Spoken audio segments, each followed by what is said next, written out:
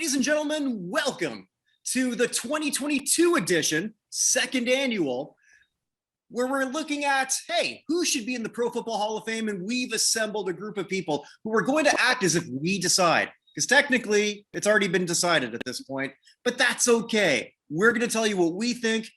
And I've put together a pretty good group for that. Say hello, everyone. Hello, everyone.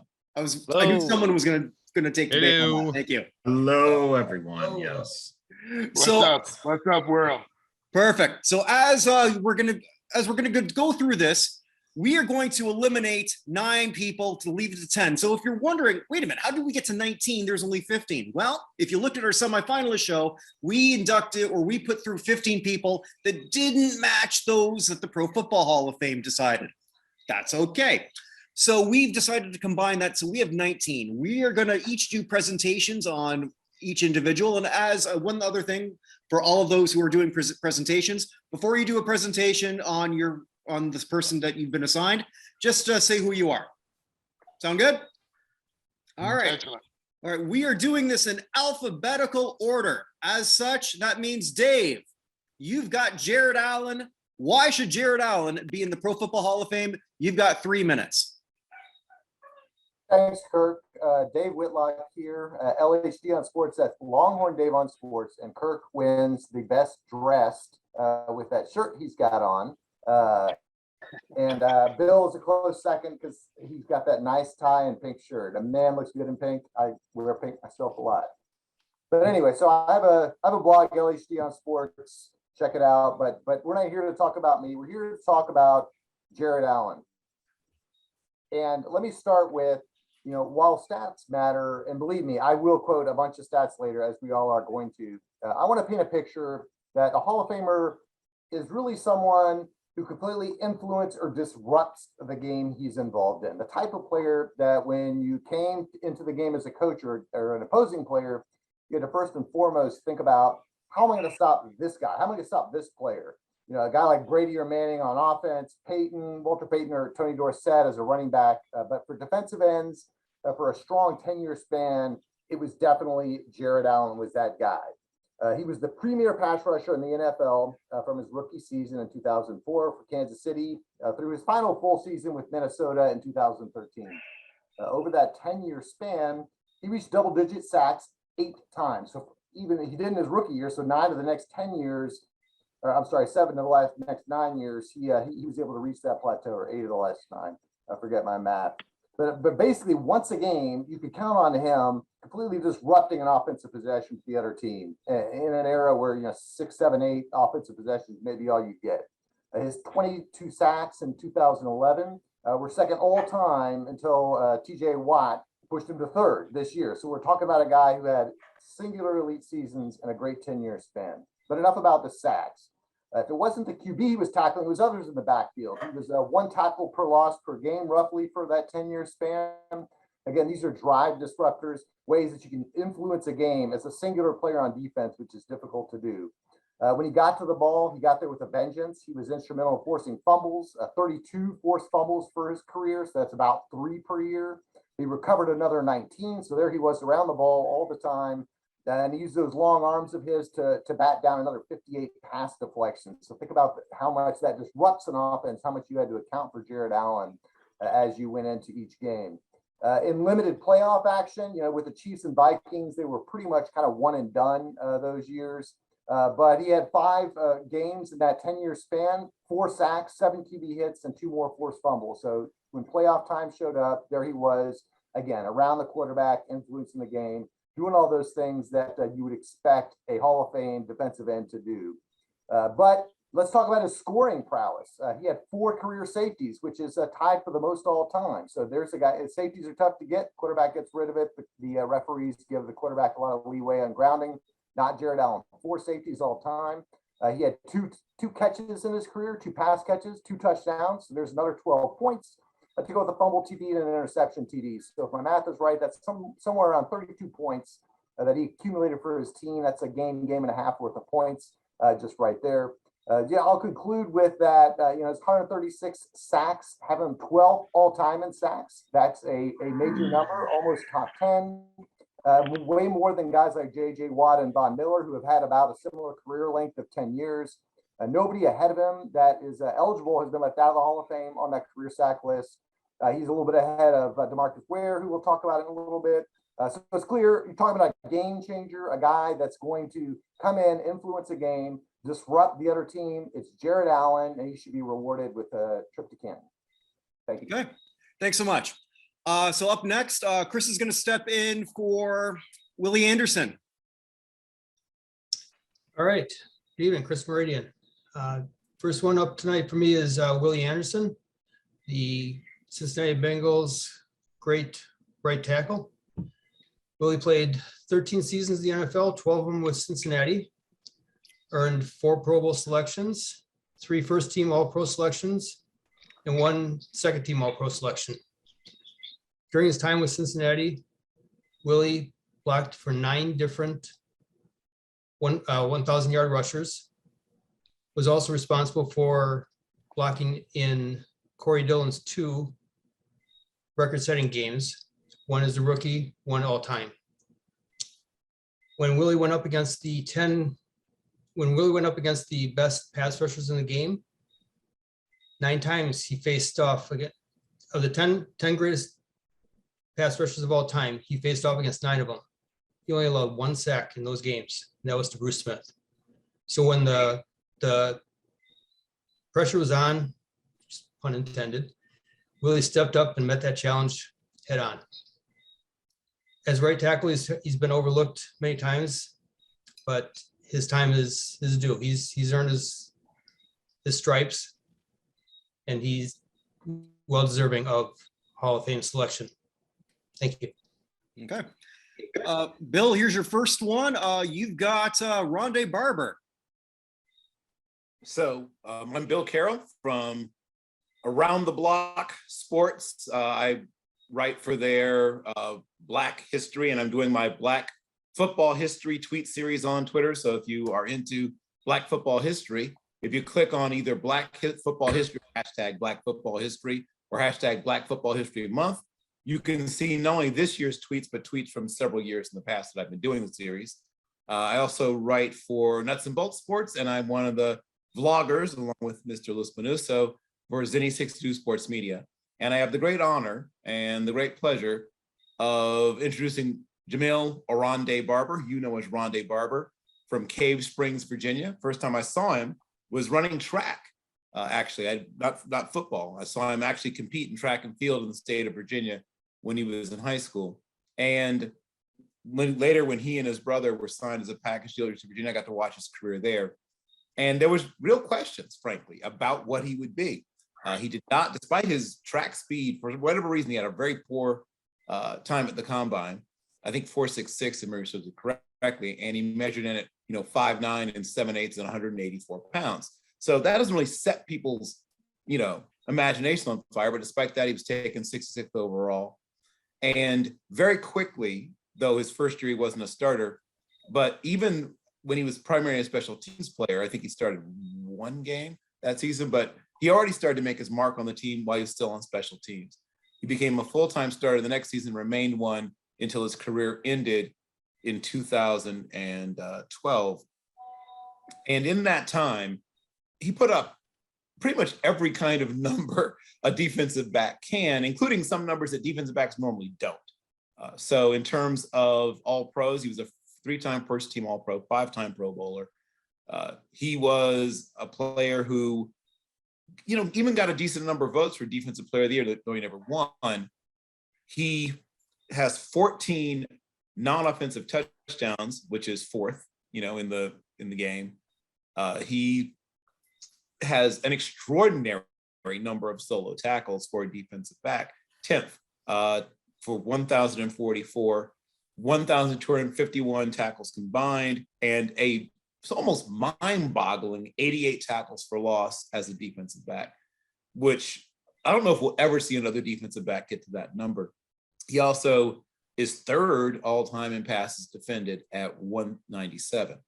But that doesn't really, we all throw a lot of numbers out there, but that doesn't really give you a full understanding of what he was and how he was as a player. He was a person that helped to organize the defense. he was a person that set the edge at times. Despite the 188 pounds he played at, later in his career, at 188, he was setting the edge. He would be out there, fighting guards and tackles on sweeps and doing so successfully. He was the coaches worked directly with to help them run the defense along with Derek Brooks, right? That defense you sort of move your way, through that defense. You have Warren Sapp, who sort of ran, right, the front four. You have Derek Brooks, who sort of controlled the middle of the field. And then the person who controlled the back half, both physically and mentally, was Ronald Barber. And I don't think that team wins a Super Bowl without him. And so when people say, in order to be a Hall of Famer, you have to be someone we cannot tell the story of the league without, well, the fact that he is an all-decade team member from the 2000s partially buttresses that. But the fact that they managed to win a Super Bowl in Tampa, and I'm not trying to, say anything bad about their offense, but their defense used to literally go out and say, we got to hold the other team to less than 20 and we might need to score ourselves. Like they literally would take the field sometimes with that mindset. So, 47 interceptions, all of his numbers are impressive, but I think the most impressive thing about him was his versatility, all the different things he did in that defense. So I rise and stand in strong support of Jamil Arande, aka Ronald Barber, being a Hall of Famer. Okay, thank you for that. Paul, you've got Tony Boselli. Why does Tony belong? All right, thanks, guys. My name is Paul Lawrence, and I'm active on Twitter as a Pro Football Hall of Fame Canton guy. I do not work or represent the Hall, just somebody who likes to piss off people on Twitter who misinformed, and I also like to keep Vinny in check from time to time. So thanks, guys. This is my second year presenting Tony Boselli. Listen, dudes, he's been in the final 10, I believe 5, maybe 6 times in a row now. Let's just elect a guy and be done with it, right? I mean, he's clearly got the support of the voters. We all know what the issue has been historically, is a short career, but the Hall's no longer holding that against guys. We see that frequently now with, Calvin Johnson, for example, relatively short career, first ballot Hall of Famer. But again, this is a guy who dominated his position, 3 times first team All-Pro. I know Vinny doesn't like All-Pro, but that's the fact. 5 Pro Bowls. If you look at Pro Football Reference Hall of Fame Monitor, great site, guys. He ranks 14th among tackles. 12 are already in the Hall. Joe Thomas will be in next year. And there'll quiz for the group later who was the other 13th. We'll take that later, who's missing in that number. He played in what's called the golden age of tackles, right? So his career overlapped Zimmerman, Willie Rolfe, Jonathan Ogden, Walter Jones, Orlando Pace. So when we talk about Tony Boselli and what he was able to achieve in a relatively short career, that's an important context to keep in mind.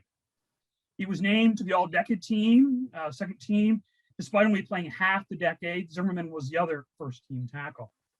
So he's got all of the credentials. He checks all the boxes. So what do his peers feel about his case? And on again. John Randall himself said he had the versatility of Zimmerman and Walter Jones. He was really one of the great ones. I go against Walter Jones in practice, and Zimmerman and McDonald in Minnesota. They're so patient. I've seen Boselli up against Bruce Smith. I've seen on the film. Again and again, you have Hall of Famers who are telling us, listen, this guy deserves to be in the Hall of Fame. Gary Zimmerman said Boselli had special skills necessary to be at the top of the game. His career overlapped, but he thought he was a great peer and certainly deserved consideration from the Hall of Fame. Walter Jones, Bruce Smith. Again and again, you will hear guys he played with, against, or his peers at the position. Let's get this debate over. He's deserving. Let's get him elected in this class. Okay. So there you go. Thank you very much. Vinny, you've got Henry Ellard. Hello, I'm Vinny Laspinuso. You can find me on Twitter at Vin Laspinuso91. I am a research and social media intern for the Suffolk County Sports Hall of Fame. I, along with Bill, work for Zenny62 Media, where we cover, NFL and current events topics. I am also, I've been a part of Not in the Hall of Fame for the last almost 3 years now.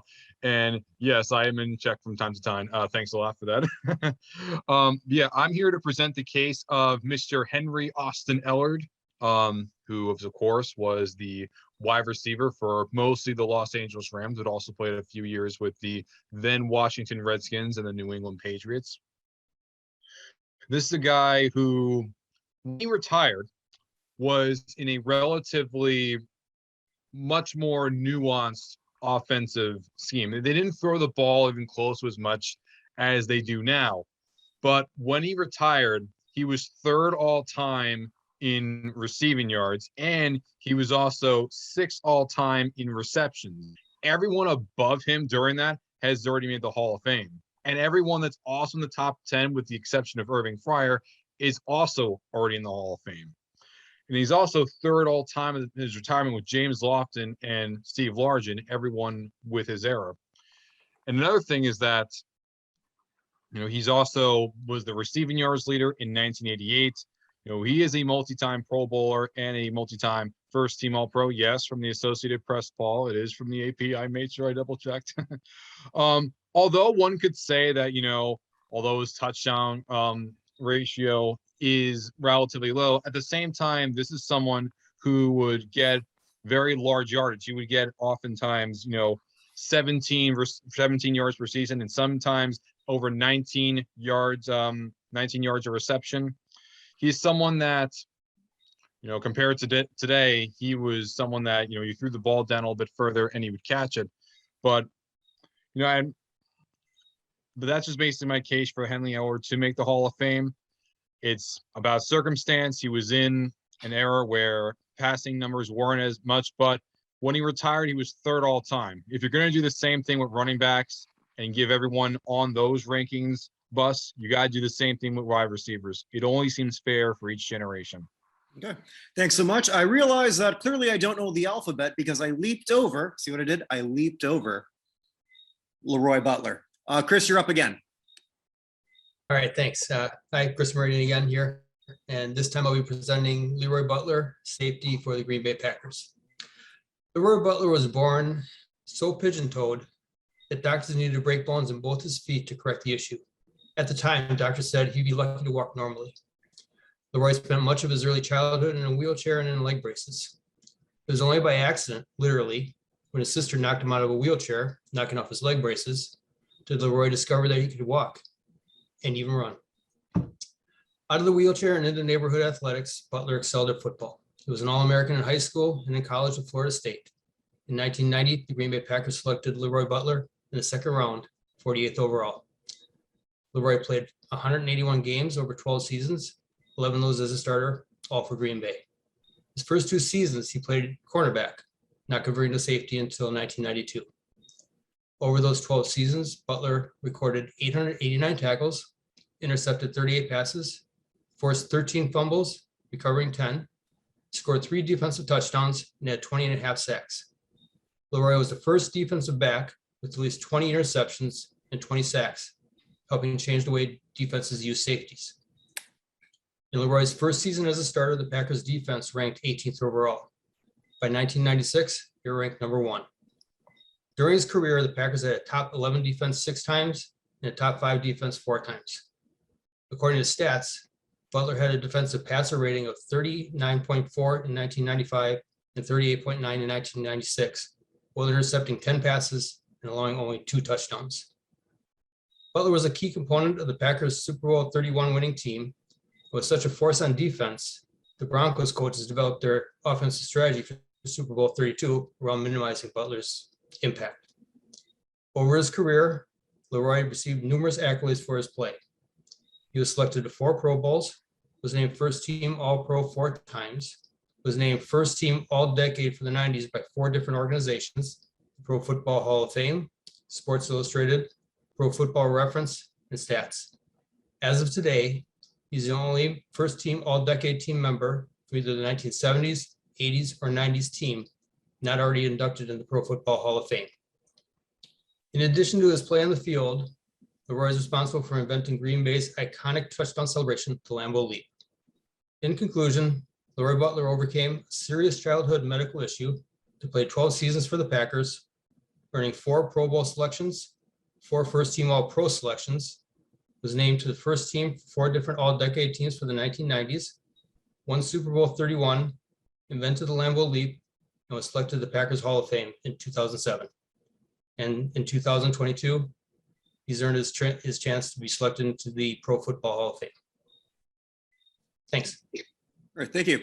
Staying in the Midwest, Jack, you've got Devin Hester. Everybody, I want y'all to close your eyes, please. Close your eyes. Eyes are closed. And I want to see what your faces look like right now as I say these words. Devin Hester, back deep to return. It is one of the most thrilling sentences that we've ever heard in sports. The equivalent of one of the great home run hitters of the 1990s who would shut down everything at a stadium when they came up to plate. Because you knew that you wanted to see what this man was going to do with the ball. Whether it was a kick return, for which he was honored all decade in the 2010s, or punt return, for which he was honored all decade in the 2000s. I think that there are three major components to a Hall of Famer. There's the imagination, there's the impact, and there's the numbers. The imagination is what leads you to tell your grandchildren about somebody. It's what leads you to have memories when you close your eyes all these years later and picture Hester in Miami in the Super Bowl, standing back there with all the cameras going, with Tony Dungy, a Hall of Fame coach, saying, we're not going to kick to him, and then praying about it and saying, you know what, never mind, we are going to kick to him. And then seeing that man return that ball and saying, guys, my mistake, we will not be kicking to him the rest of the game. That's game planning for a returner in the Super Bowl. Now let's get to the dullest part of a Hall of Fame resume, the numbers. We've got some basic stats. Devin Hester led the NFL in punt return yardage twice, in punt return average twice, in punt return touchdowns 3 times, in kick returns twice, kick return touchdowns twice, kick return yardage twice. He holds the record for return touchdowns. He holds the record for punt return touchdowns in a season, for total returns touchdowns in a season. If you looked at any of his best 3 2-year spans, you'd be looking at Dante Hall. If you looked at just his kick return numbers and his impact as a kick returner, you'd be looking at Cordell Patterson. If you looked at just his punt return numbers, you'd be looking at maybe Billy Johnson or Rick Upchurch. In terms of impact, there were rule changes made with this man in mind. There were style changes. We just learned in a great feature from Dan Pompey that teams changed the style of punting to an Australian punt that gave you more distance and less hang time to counter Devin Hester. There were job changes. Special teams coach of the Cardinals says that he wanted to draft Hester in 2006 and didn't. And of course, in that Monday night game, it was Hester who had the game-winning return to knock out the Cardinals. But Denny Green and that entire staff was fired afterwards. And that special teams coach says Devin Hester cost him his job. And there were individual game changes along with that Super Bowl. People like to point out that, well, Hester really didn't do much in the return game in 08 and 09. Let me tell you something about 2008. In 2008, despite the fact that Devin Hester was really a full-time returner and a full-time receiver and didn't have a return touchdown, late in the season, the Bears were 4th in the NFL in average starting field possession on kickoffs. It was still reverberating. Let me tell you about what some of Devin Hester's historical peers say about him. Gale Sayers said he belongs in the Hall of Fame. Brian Mitchell says he belongs in the Hall of Fame. Mel Gray says he belongs in the Hall of Fame. Desmond Howard says he has that Barry Sanders factor. And if you were here for Barry, you know what that means. And if you weren't here for Barry, your grandparents will tell you about it, just as they'll tell you about Devin Hester. Billy White Shoes Johnson says he makes it look easy. Dante Hall, who could be in the Hall of Fame as a returner, says he's the GOAT. And Deion Sanders, who could be in the Hall just as a returner, obviously he's in the Hall of Fame as a returner and a DB, also says that he's the greatest of all time. That's the impact.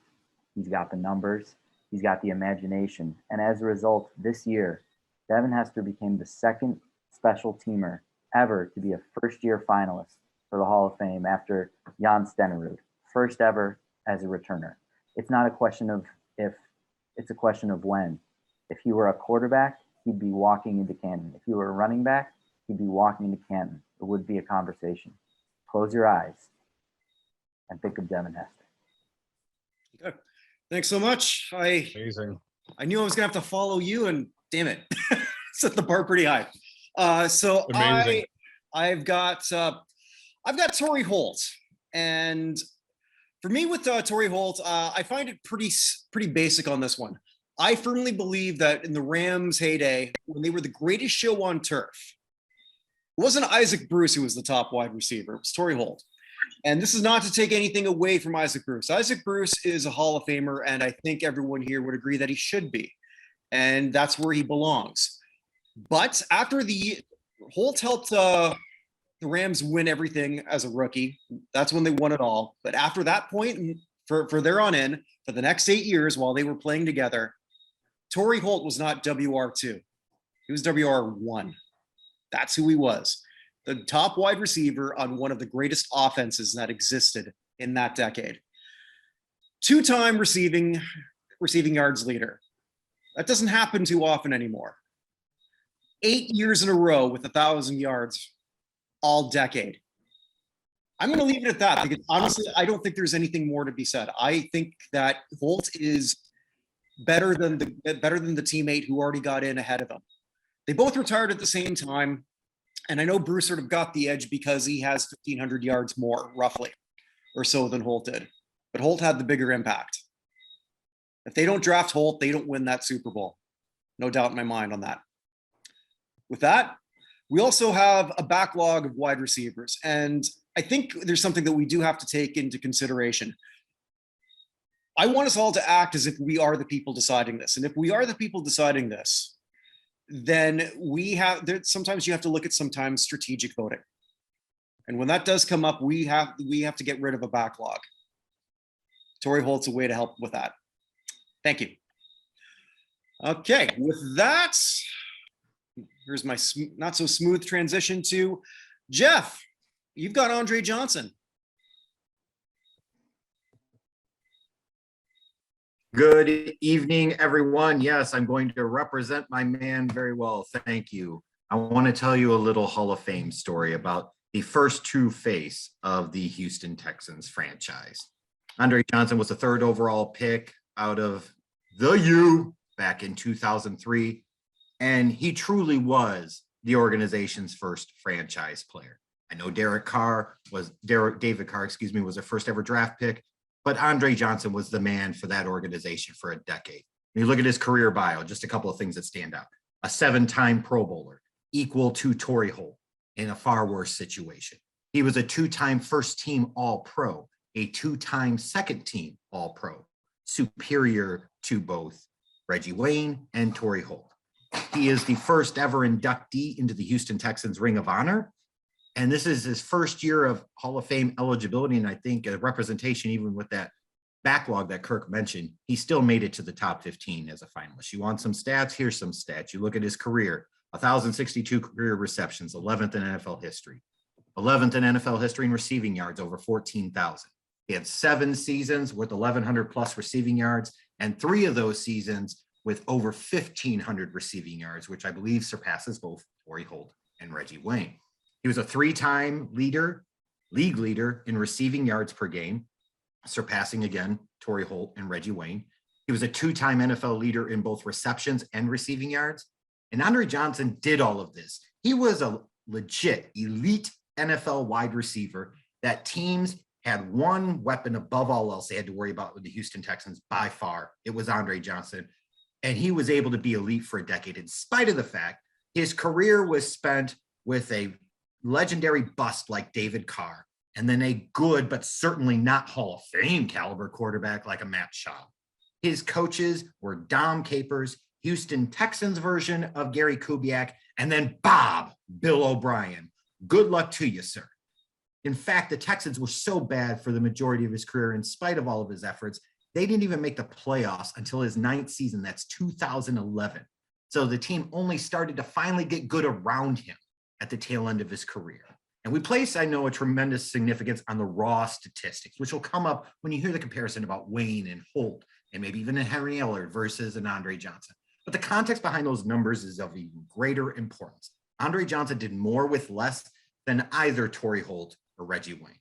I agree, all three are Hall of Fame worthy, but Andre Johnson, as the macho man would say, "Ooh, yeah," is the cream of the crop. When you look at their 8 best seasons, which is ultimately what we're comparing with these wide receivers, Andre Johnson had a greater percentage of his team's receiving yards during his best 8 seasons than either Torrey Holt or Reggie Wayne.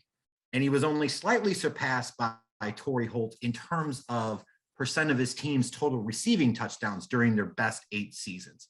But even when you look at that, that still doesn't tell the full story. Andre Johnson played at a time with a team in a system where he was the primary focus, and it was hard for that Houston Texans offense to do much of anything. A lot of times he was the only highlight. Reggie Wayne got to play with a Hall of Fame quarterback, Hall of Fame wide receiver opposite him for a good portion of his career. Torrey Holt got to play with Kurt Warner and then a solid multiple-time Pro Bowler in Mark Bulger. And again, Andre Johnson got to play with guys like David Carr and Matt Schaub.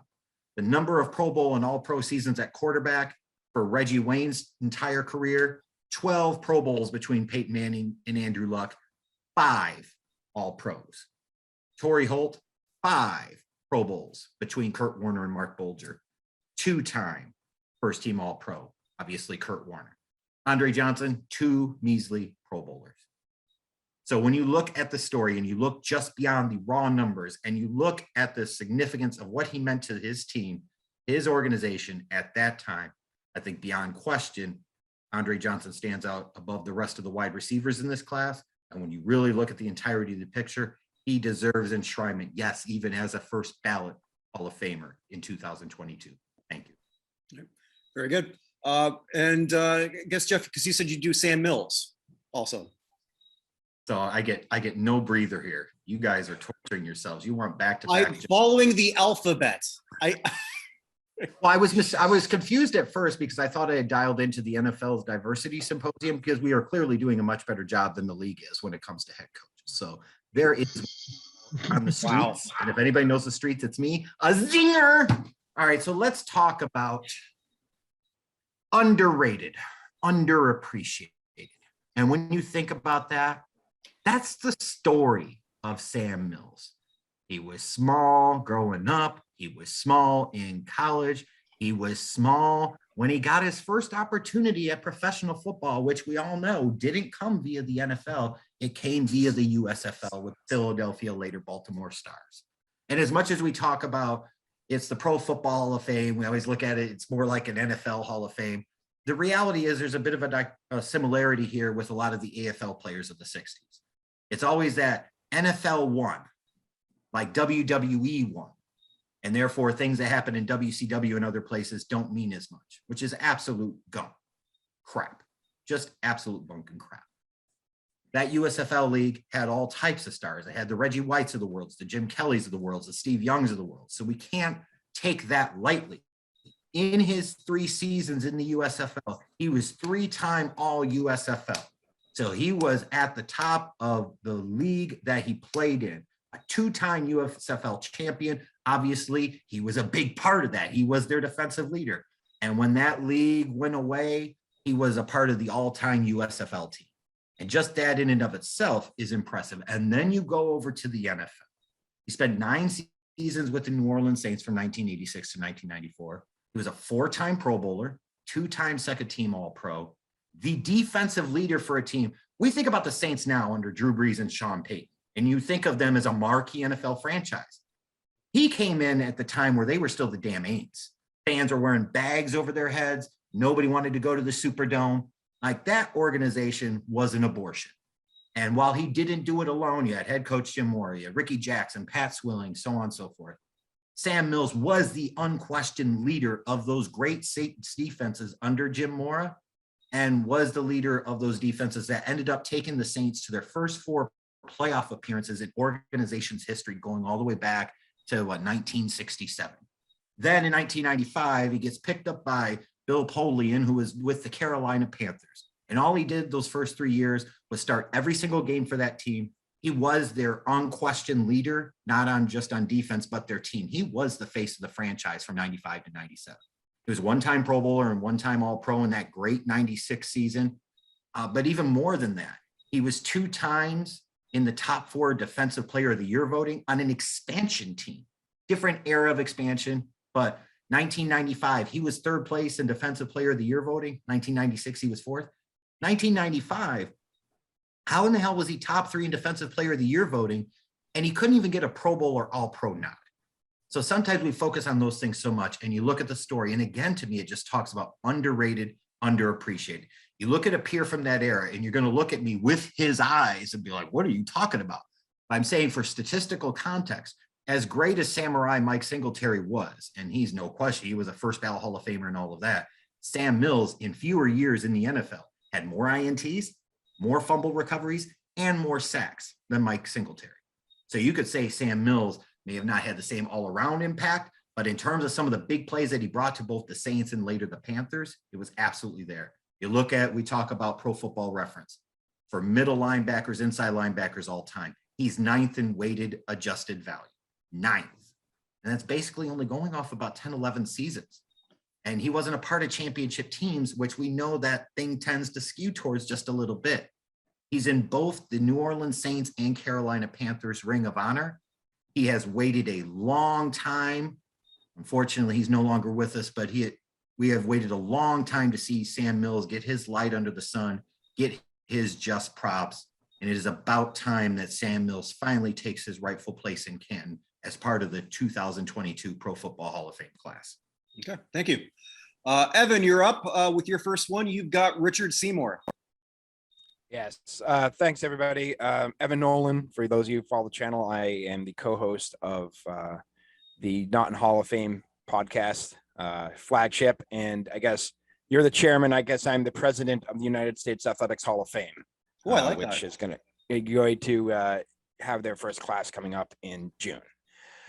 So I have Richard Seymour. When I think of Richard Seymour, I think of moments. And the first moment is one that I've told you guys before, an anecdote from me. I was a senior in college in 2001, and I was watching NFL draft. Patriots have the 6th pick, and I'm wishing they would draft David Terrell. I want David Terrell for this Patriots team more than anything. And the Patriots draft a defensive end out of Georgia. What the heck? Who the heck is Richard Seymour? Now, I didn't follow college football, I'll be honest with you, which is why I knew David Terrell and not Richard Seymour. Fortunately, Scott Pioli was a lot smarter man than I was. So Richard Seymour, Richard Seymour, we always talk about the Patriots having the two sort of separate dynasties, right? The one continuum, but there are 2 distinct time periods in there. That first dynasty, and I know Brady just officially retired today, but Brady at the beginning of his career was not Tom Brady. He was a guy who dinked and dunked and survived, essentially, and lived off of that defense. That defense, who already has one member in the Hall of Fame, Ty Law, was definitely the cap of that secondary. The most important person on that defensive front was Richard Seymour. Seymour played the end in a 4-3, but he also came in as defensive tackle quite a bit. If you think back to the snow game, I'm sorry, Wayne, but if you think back to the snow game / as Wayne calls it, the tuck roll game, that right before the Patriots kicked that field goal, it's 3rd and 1. The Raiders hand the ball off to Crockett, and that play is completely blown up by Seymour destroying the guy blocking him and then taking out John Ritchie into the backfield. Now, he didn't get credit for that, the tackle, but he's the one who completely blew up that play that allowed the Patriots to at least get the ball back. Whether that rule was the right one, that's for the history books, right? But Seymour was the heart and soul of that defense on the front part of it. He was a 7-time, excuse me, I want to make sure I have this right. He was a 7-time Pro Bowler, 3-time AP first team, 2-time second team. He finished 2nd Defensive Player of the Year in 2003. Granted, it was a very distant second to Ray Lewis, but he did finish 2nd that year. And he is the only member of the 2000s starting defense who's eligible for Hall of Fame, who's not in yet. So the first team for the 2000s All-Decade team, the only other person who's not in is Freeney, who's eligible for the first time next year. Every other first team person on the defense is in the Hall of Fame now, except for Seymour. Seymour, of course, also went to Oakland, and thinking about just him doing everything. One of the games I remember most with that was there was a game against Kansas City where he blocked a field goal in the first half, and he blocked a field goal that Kansas City was using to try and tie the game. He literally was an all-around player. And one of the things I've heard against him is that his numbers weren't as impressive as other defensive ends, came to sacks and other things. That's mainly a function of Belichick's system, right? He played defensive end, he played defensive tackle, but the Belichick system is not a stat system for defense. It is a gap control, do your job, stick with it system. And nobody did their job better for the Patriots. And it was more important for the Patriots during those first years on that defense than Richard Seymour. So that's why I think, and he's done his 4th time as a finalist and was one of the final 4 people or that group of 10 who didn't get in last year. And I think he's a very, very good candidate for this year. So there's my Seymour. All right, thank you. Vinny, your second one, you've got Steve Tasker. Okay, got my mic on. Okay. Now, as you know, I'm the huge special teams guy along with Jack. And besides Devin Hester, the one guy I always think about when it comes to a Hall of Fame special teamer, specifically for what he did for special teams, was always going to be Steve Tasker. And why is that? Well, it's because when he came into the league, with the Oilers, then he went to the Bills. He stood 5'9". This guy was small. He was only 180 pounds. And when you look at him, I remember Jim Haslett said that he mistaken him for the ball boy. But the funny thing is that when he came into the league, he became one of the most important people in terms of the special teams role, because he would be often the most feared hitter throughout the entire team, and just the league itself. He was one of the most feared hitters. And he would also be the one that would force numerous fumbles on special teams as well. The reason why that he would break up the kick, and then he would get the punt returns as well, because of his very world-class fast speed. Mainly because he would always be the first player to reach the return man. And the reason why I mentioned his work as a special teamer is that, he was one of the very first players to establish themselves as a star, as a gunner. People talk about kickers and punters and, return specialists, but how many people really look at their gunner? The most likely example nowadays will be Matt Slater, but it was Steve Tasker that was the one that was implementing it way back when in the late 80s and 90s. And, Tasker got some accolades as well. He had a total of 7 blocked punts, as well as 7 times he was a Pro Bowler, including the first and only Pro Bowl MVP award given to a special teamer. He was also a first team All-Pro 7 times. That's right. 1, 2, 3, 4, 5, 6, 7. 7 times he was a first team All-Pro member. In the year 2000, by the Pro Football Hall of Fame, by 26 players, he was listed one of the best all-time players in the history of the game. And this was voted by many of the players at the time. They were making that assessment and said that he was one of the very, very best players and the very, very best special teamer. Jim Kelly, his teammate, considered him to be the greatest special teams player of all time. And he firmly believes that he should be in the Hall of Fame. And on the NFL's top 10 players not in the Hall of Fame, they listed Steve Tasker at number 9. So all in all, Steve Tasker, say we will about special teams, but when players themselves are saying he's one of the most deserving and one of the best players of all time, and when his own teammates are viewing that as well as seeing that a small guy being viewed as one of the most fierce hitters, 7-time All-Pro, first team, by the way, that's first team All-Pro by the Associated Press. What more do you have to say? He's had the All-Pros. He has the respect from all the league. All that's missing is for you to actually induct him. Okay. That's my case. All right. Thanks so much, Vinny. Okay. Tom, you're up for the first time. You've got Zach Thomas. Great. Thank you. Tom Hall's my name. At Thomas Hall NFL is my Twitter handle. I write for Mile High Huddle, which is the #1 team site on SI Fan Nation. So to Zach Thomas, he was never supposed to be in consideration for the Pro Football Hall of Fame. 5th round draft choice, undersized, 40-yard dash that obviously left something to be desired. And maybe that's why he's waiting for his entry into Hall of Fame. I mean, he has an incredible resume of accomplishments for the inside linebacker position. In the same number of seasons as Brian Urlacher, Thomas accumulated more solo tackles and combined tackles. And this is comparing players from the same era. And they both played the same position, really, and at the same time. And he also made impact plays from that position as well. I mean, netted 17 interceptions, 16 forced fumbles, 8 fumble recoveries, and 4 defensive touchdowns in his time in the league. He also led the league in sack or tackles for 2 seasons, and he averaged over 130 per season in his career.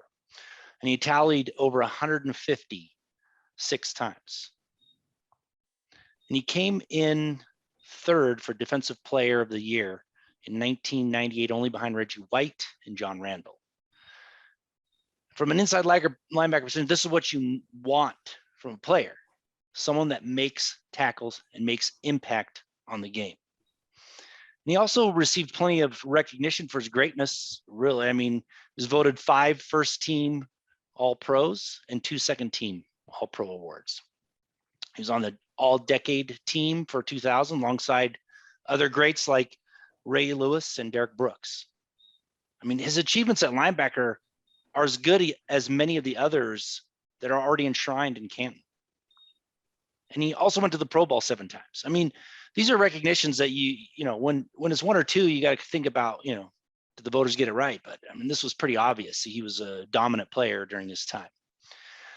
And every Hall of Fame eligible inside linebacker with at least 5 first-team Associated Press All-Pros are in the Hall, except for Zach Thomas and Patrick Willis, who I'll be talking about a little later. I mean, he was really the heart and soul of that Dolphins defense. I mean, they didn't go a lot of places, but during his tenure, they were ranked in the top 10 9 times for yards allowed. And he was a significant reason for that, obviously. And several players have come out and spoken about why, you know, about Thomas's greatness and why he should be in the Hall of Fame.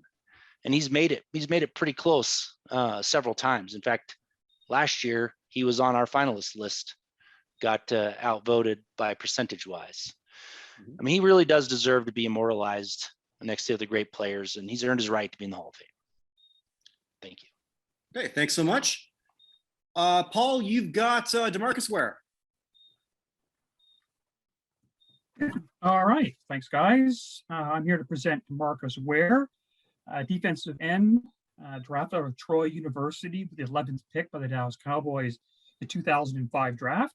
A pick that Bill Parcells disagreed with. We can quiz you later on who he preferred to pick.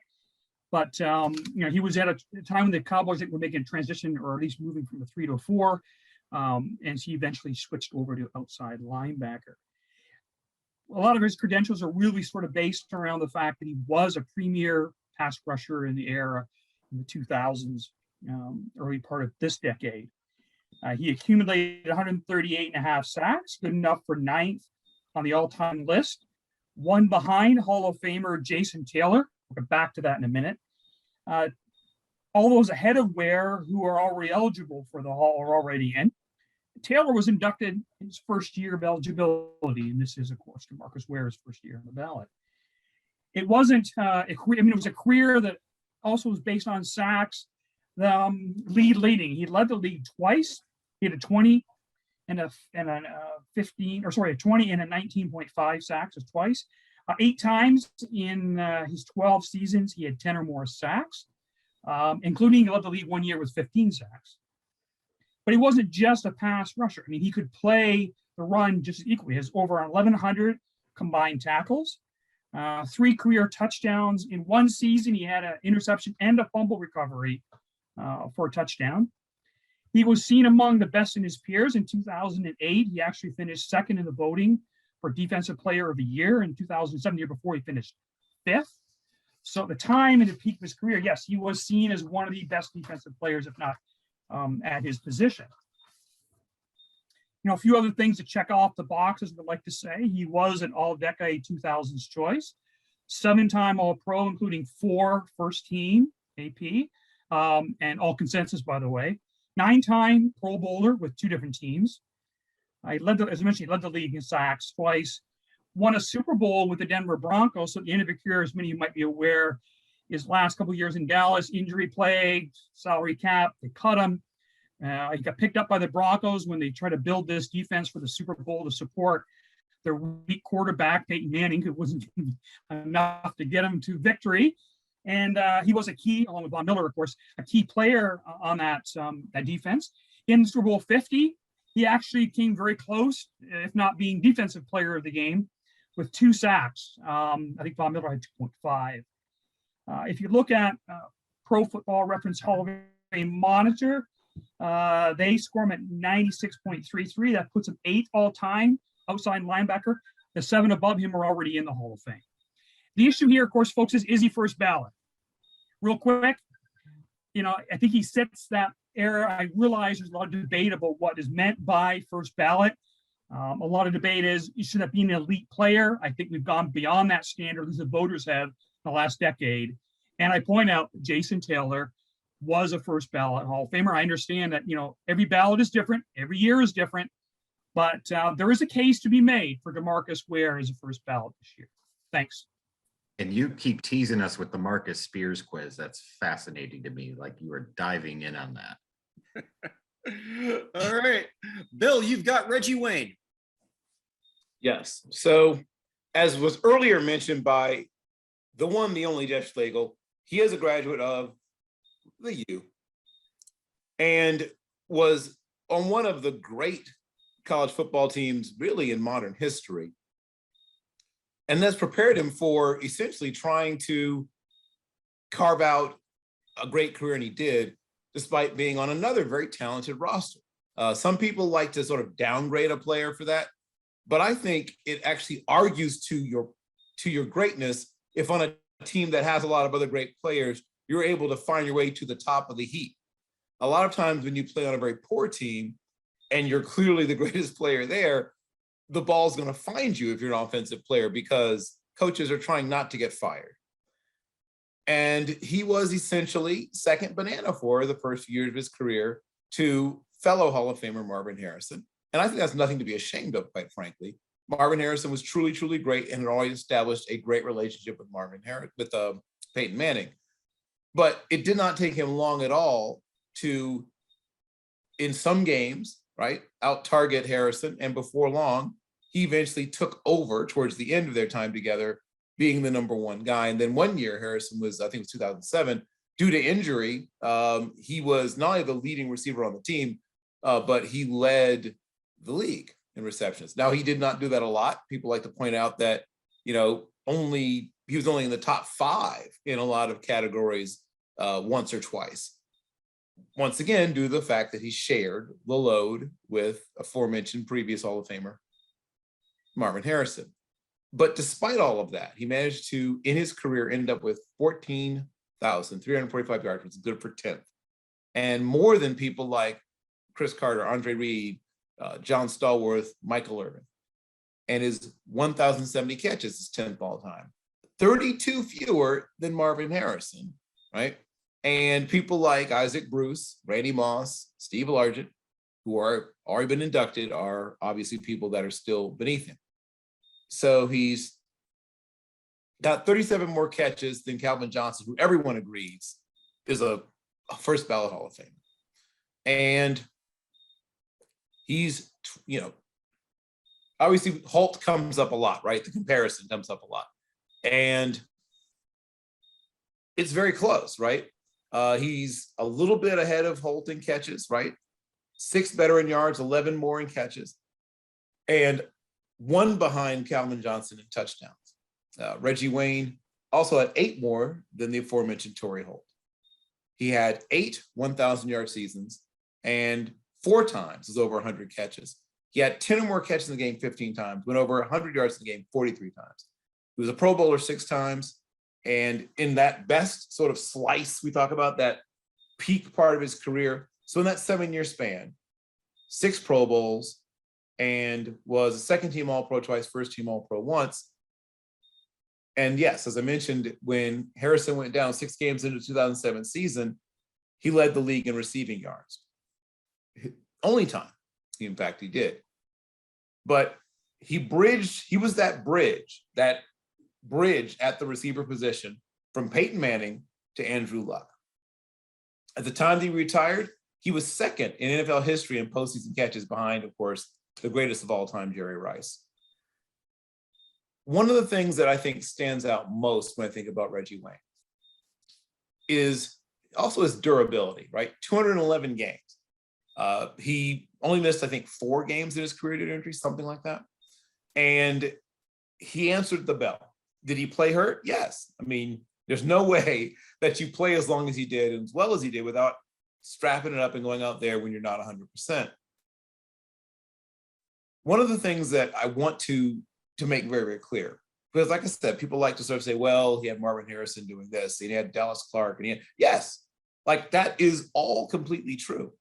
But when you've got all this amazing smorgasbord of talent to throw the football to, and you manage to get the ball to Reggie Wayne as often as you do, it means that Reggie Wayne, one, is getting open, right? That's part of it. But also that he is making it clear to you that he's a good option, maybe the best option amongst so many good ones. Some people like to say he was only first team All-Pro once.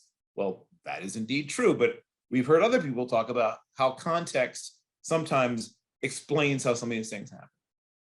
The last thing I'd like to point out, in addition to all the numbers, right, and all the consistency and the greatness and the toughness and things like that, he was also a guy that worked with, as he became the senior guy, who worked with the younger guys. All of the younger players that were on the team, and not just wide receivers, tight ends, running backs, essentially anybody on offense outside of maybe offensive linemen who don't talk to receivers that much, they all talked about how much he helped them. And of course, when Andrew Luck came along, Andrew Luck would always mention how much Reggie Wayne helped him. Reggie Wayne would say, you know, when Peyton was here, he would do this way, you know, or try this, or I know that we called the play this way, but if I bend this off a little shorter, we're going to get more separation here. We're going to open up somebody further downfield if I change this route on the fly. It's clear, based on not just the numbers, that he meets with all the standards that we look at, right? In his era, not only was he was a top 3 or 4 receiver, with the exception of the first couple of years of his career, for almost an entire decade. Yeah, basically an entire decade, or at least 7 straight years, he was a top 3 receiver, basically, in the entire NFL, despite the fact that there were a lot of great receivers in the NFL. So because of that, I feel very strongly that Reggie Wayne deserves to make the Hall of Fame. Okay, thanks so much. So Evan, you've got Kevin Williams. All right. So coming into this whole process when we started, I know 2-3 years ago, I never thought that I'd be the man who would be the Kevin Williams Vikings guy, being a Patriots fan, but this is my lot in life. Kevin Williams is maybe the most interesting draft pick in the history of the NFL. And what I mean by that is, let me take you back to the 2003 draft. The Bengals lead off with Carson Palmer. The Lions take Charles Rogers. The Texans take Andre Johnson, who we discussed. Dwayne Robertson goes to Jets. Terrence Newman to the Cowboys. Jonathan Sullivan to the Saints. And number 7 are the Red McCombs-owned Minnesota Vikings. And Red McCombs, in case you forget, is one of the cheapest bastards ever to own a team in the NFL. And he's looking desperately to trade this pick back so he doesn't have to pay his first-round draft pick that much. Unfortunately, they can't get a trade done. So they come up with another plan. Just let the time expire. Something nobody has done before or since. So the Jaguars come up and draft Leftwich 7th. The Panthers take Jordan Gross 8th before finally, seemingly reluctantly, the Vikings draft Kevin Williams, someone who they had never even contacted during the pre-draft workout situation. Said that was their guy all along. They had never talked to him, right? They got lucky as all heck.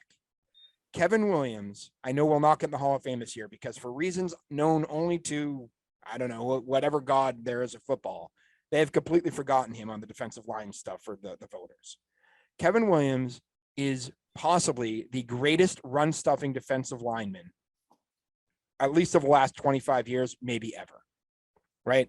Kevin Williams finished fourth in defensive rookie of the year back in 2003, his rookie year.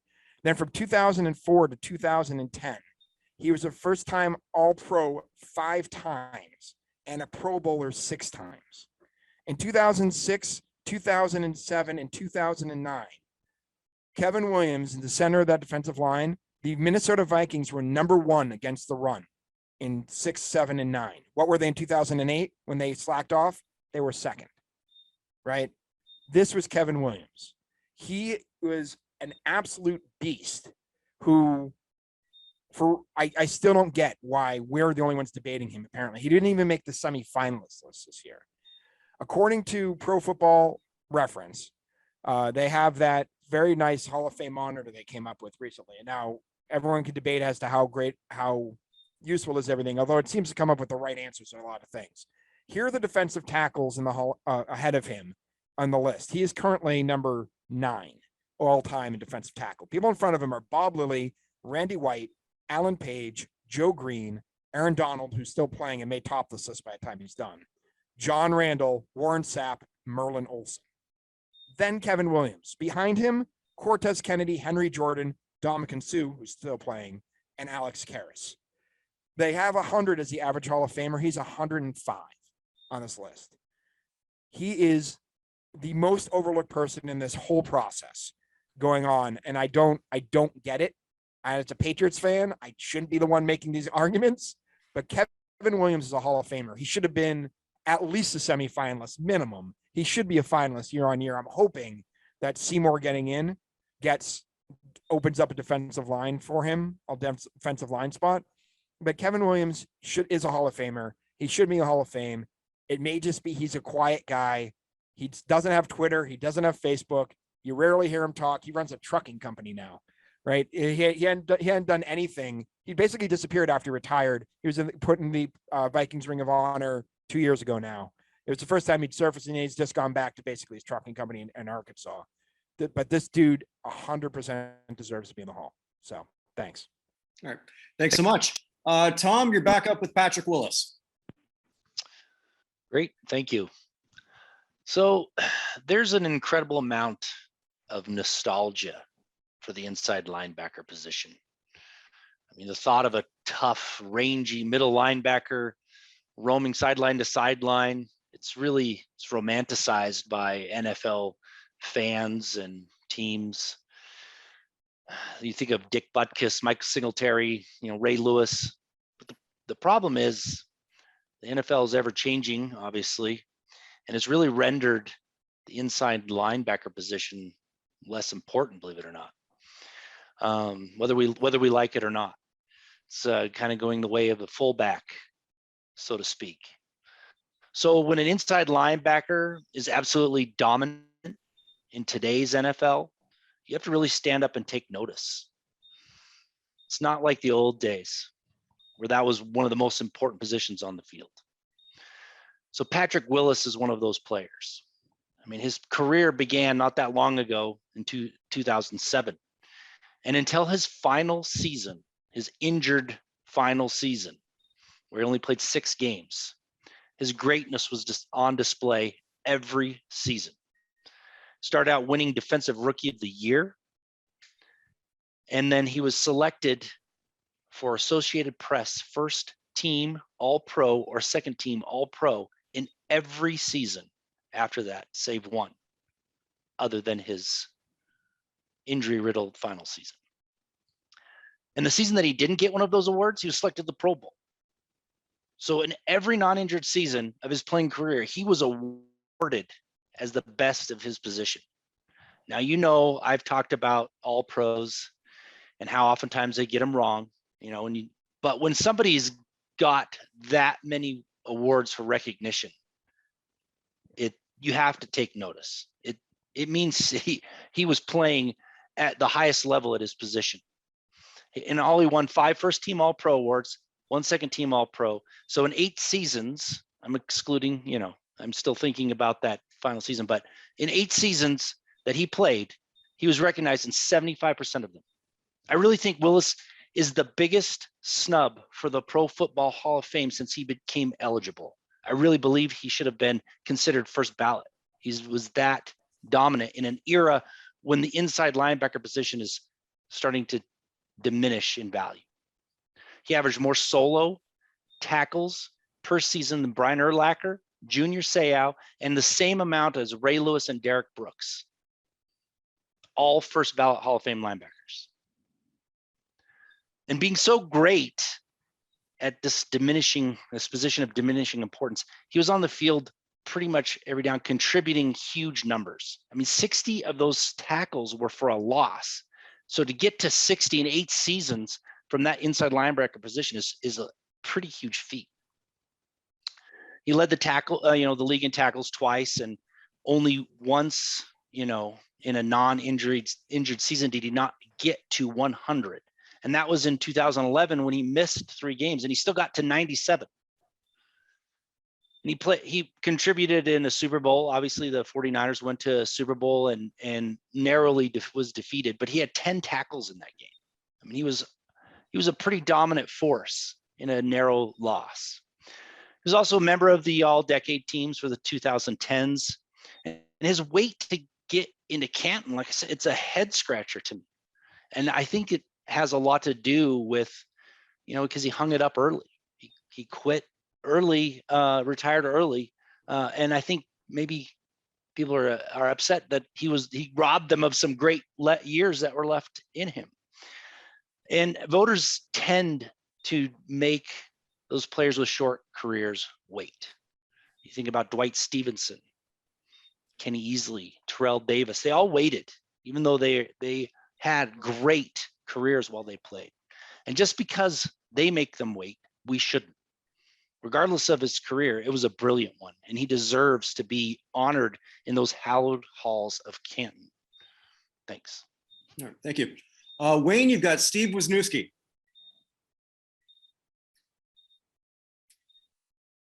Unmute, Wayne. Can't hear you, Wayne. You gotta unmute. Zoom still kicking our tail sometimes. Yeah, my bad. Yeah. What's up, panel? My name is Wayne Mabry. You can find me at Violator57 on Twitter. I'm the co-host of NFL Nation Live on Wednesdays on Twitter.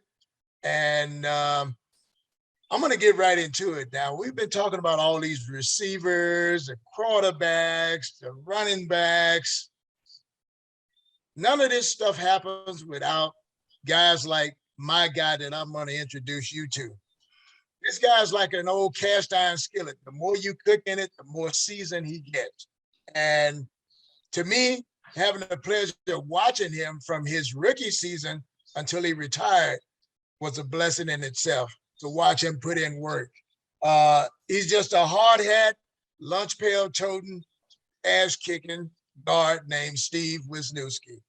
The Raiders drafted him in the second, well, they got him from Dallas in the second round of the '89 draft. And here's how I'm going to describe Steve to you. Now, you don't have to close your eyes, but just think back to when football, to me, was still football, a game of war. When it comes to having characteristics of a technician with a nasty attitude, one of those just old grinding type guys, and durability, my nominee is Steve Wisniewski, former guard of the Los Angeles and Oakland Raiders. This guy checks all the boxes. Trust me, I've seen it with my own eyes. Like I say, he was drafted by the Dallas Cowboys, but never played there. He was immediately traded to the Los Angeles Raiders for second, let's see.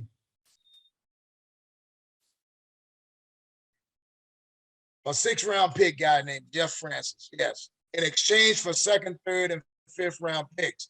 Steve played his whole career with that one team, like I say, which was amazing for me to watch because I remember free agency coming and some of your favorite players would always leave to go get more money. This guy stuck it out for 13 seasons, only missing 2 games, 2 starts because of injury. That is an Iron Warrior right there. Like I say, he became the standout guard in the 1990s, where they awarded him with the selection of Pro Bowl 8 times. You look at my statistics here. He was the all-decade team in the 90s of the 1990s. And like I say, the game hadn't completely gone fluff yet. So like I said, and I watched him block for guys like Marcus Allen, Bo Jackson, Napoleon, the two Napoleons, Kaufman and McCallum, and Tyrone Wheatley. And, we had some decent teams back then. So making that Pro Bowl 8 times tied him with the great Art Shell, Howie Long, and Tim Brown, who eventually surpassed him as most games played as a Raider. I personally remember Wiz being a no-nonsense, like I said before, a lunch pail toting, knock you on your ass kind of a warrior. And I kind of admire those guys to this day, as with all the soft rules that have been implemented into this game that we all grew up loving. It was all, like I said, he was named to that 1990s all-decade team. And after his playing days was done, he even came back as an offensive line assistant with Coach Hugh Jackson, who was fired in 2011 after the passing of the great Al Davis. And we were wondering what the hell was going on in camp at that time. So, but he did great. This offensive line that he was assistant to kind of reflected his nastiness. And like I say, we had a decent running attack and some pretty good damn receivers. But after Al's passing and Hugh Jackson's immediate departure, he walked away from football. And I think now he lives in Austin, Texas. And like I say, this guy has been waiting his years. He's more than eligible to me. And he made that old line that he coached the heart and soul of that team during those years that he coached. And in closing, I feel Steve exudes all the values needed to be inducted into the Pro Football Hall of Fame. Okay, thanks so much. And Arnie, you had to wait quite a while. You've got Bryant Young. Yeah, Kirk, thank you again. My name is Arnie Chapman, host of the Football History Dude podcast and also founder of the Sports History Network. I got to give a shout out over here to Dan, host of the Hello Old Sports podcast. He's also on the network.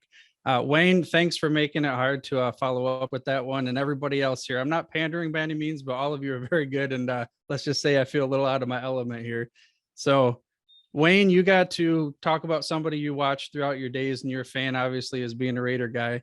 Bryant Young, I remember, but I wasn't familiar, for my age and everything. So it was kind of cool to go through this process, do some research and everything. I threw a few notes in here. I'll go down the story so everyone can go down memory lane with me here. Again, he was drafted 7th overall by the 49ers, just a stud the whole time. Eligible for the Hall of Fame first back in 2013. This is the second time being the finalist. Rookie year, just straight out of the gate, doing well, 6 sacks, 49 tackles, forced fumble and recovery. 3rd place in voting for Defensive Player of the Year. I know that doesn't mean much to some of these guys on this call over here, but ultimately culminating in a Super Bowl ring. The only one he would end up getting, but however, he still has that ring on his hand. Started every game, just dominated for the next 4 seasons. Then there's the heartbreak that I actually wasn't terribly familiar with. I'm sure a lot of you here on the call remember this. I had this thing right here I'm going to share. I know it's on my screen, but there's a DeLorean. I take the listener back in time every episode of my podcast. So let's go back to Monday night. It's November 30th, 1998. It's a game versus the Giants. Midway through the 4th quarter, 49ers are up 24-7. Giants quarterback Kent Graham drafts back. Normal. This is one of those things. If you're a defensive player and you're up that much and you're midway through the 4th quarter, you're thinking, I'm going to pin my ears back, get after the quarterback, and I'm going to go. But then there was something that happened to Bryant Young. Yeah, he suffered a little bit of an injury. And I think that would be what we call an understatement. It was a brutal, devastating, horrendous. Words cannot describe the type of injury that he had. Well, I guess they kind of can a little bit. We have It was a closed fracture of the tibia and fibula. I really didn't really know what that much meant, other than they described it as somewhat like the Joe Theismann injury. Could have, perhaps should have, just ended his career right there. Had surgery, 18-inch platinum rod inserted into this dude's tibia. Also, he had some other complications and things after the surgery, things that should have just ended this guy's career. But career ending, it was not. The following year, he comes back, 11 sacks, named NFL's Comeback Player of the Year, chosen to the All-Pro, Pro Bowl, many more accolades to come after that. So, Wayne, you kind of stole my thunder here, but let me ask you this. Do you just want another dude with a gold jacket, or do you want a warrior that fights for every inch? I mean, even if it's only on 1.5 legs. Let's go back to the stats. I don't have a whole lot of them for you here. He had a 14-year career, started every game, 4 All-Pro selections, 4 Pro Bowls, but from the defensive tackle position, 89.5 sacks, most in 49er history. That's more than 20 more than the next guy, mind you. And they've had some pretty good players there throughout their time. Member of the All-Decade team in the 90s and a Super Bowl ring. Also, there's that Comeback Player of the Year award that we talked about there. But with all that, I'm not going to sit here and say that I'm the guy that thinks that Bryant Young should be in the Hall of Fame. We're going to leave it to some men that tried to stop him throughout his career. We have Mark Schlereth, Robbie Tobeck, Adam Timmerman, Jerry Fontenot, Willie Roaf, and Kevin Gogan. This is a group of NFL O-linemen that banded together. Mind you, most of these were not players from his team, but yet the guys against him. They banded together on a Zoom call to talk to Hall of Fame voters to express their 100% support for Bryant Young as a Pro Football Hall of Famer. Now, Clark Judge, in this article that I was reading through on the Talk of Fame Network, again, he reminded us, this normally comes from former teammates. We got coaches, GMs, the type of people that really have some oomph that they want to get this guy in. But most of these were linemen that were opponents of Young. And here's a quote from Kevin Gogan. One of these O-linemen pretty much, I would say, sums it up for us. Now, this is what that quote was. I have never done this before. I won't do this for anybody. I don't feel fully confident should be in the Hall of Fame. Young as a Hall of Famer. And let's not talk about the players and all these things, and maybe some guys that have a little bit of history perspective. John Turney from the Pro Football Journal, that is, he ranked Young ahead of Hall of Famers Cortez Kennedy and Warren Sapp as a 4-3 defensive tackle. So I think that's some pretty good accolades as well. But let's go back to the teammates. I mean, we know we got a lot of stats and we talk about these things, but something that really stuck out to me was he won an award called the Len Eschmott Award, which is something that's given out annually to the 49er who, here's the quote, best exemplifies courageous and inspirational play. Now, no other player on that team won it more than twice. I think we had a few players that played for the 49ers that ended up in the Hall of Fame as well. So again, a pure warrior. Okay. Let me leave you this question. When it comes to the hallowed halls of the bust room, do you want a warrior on your side going in the battle, or do you just want another dude? That's why I have Bryant Young voting for the Hall of Fame. Okay, thanks so much. So Evan and I, we've been just direct messaging here. We've come up with just a quick thing. Do we all, or at this point, we are now voting people out. I like his idea of just, now we're going to send in a secret ballot, and you can just message him directly. I've made Evan the host at this point. Everyone's going to message him 6 people that you're voting out. Is everyone okay with that? Would you mind listing the names on like the screen so that way we all have our fresh? Yeah. I'll do it. I didn't realize that's what we're doing. Hold on one second. Is that okay with everyone, or? I don't have any issues personally. I voted for who we're voting in. So give me 1 second here, because I already did this to make sure. Okay. All right. I like starting with voting out, but yeah, I just need the list. I've been trying to keep track. Yeah. So hold on. Let me eliminate what I had up here, because that's gonna change everything. I will so share my screen as to who is here. And you said we're voting out 6. Yeah, we're voting out 6, and this way we're not seeing what everyone's doing, because subconsciously that's going to impact what we're doing if we kind of know going ahead. Mm-hmm. So once everyone's got everything, he'll just sort of tabulate that, and then he'll let us know. Does that sound good? Yep. Okay. Dan, welcome. You weren't here for the start of it, but I'm glad you were able to join us for a good chunk of it. So thank you very much for being a part of that. If you can let everyone know who you are and where we can find you. Sure. Dan Newman, as already mentioned, I am one of the hosts of the Sports History Network. On the Sports History Network, I host the Hello Old Sports podcast along with my brother Andrew, and we're sort of a catch-all of anything from 1900s baseball to the 2008 NBA Finals and everything in between. So check us out. Hello Old Sports on the Sports History Network. Gee, Bill, I thought you were the best dressed person on this list, but maybe not, huh? I was gonna say I should have worn finals. my jacket. I didn't realize it was actually a formal event, but now I know. It's about 23. It's about 23 degrees in Maryland today, so I'm fine with leaving the jacket on. Is that closer to Virginia or is that closer to Pennsylvania? I'm right in the DC suburbs, right near Annapolis. Okay. Ah, nice. Where you can get a nice 2-bedroom apartment for $20,000 a month. Yes. Oh, wow.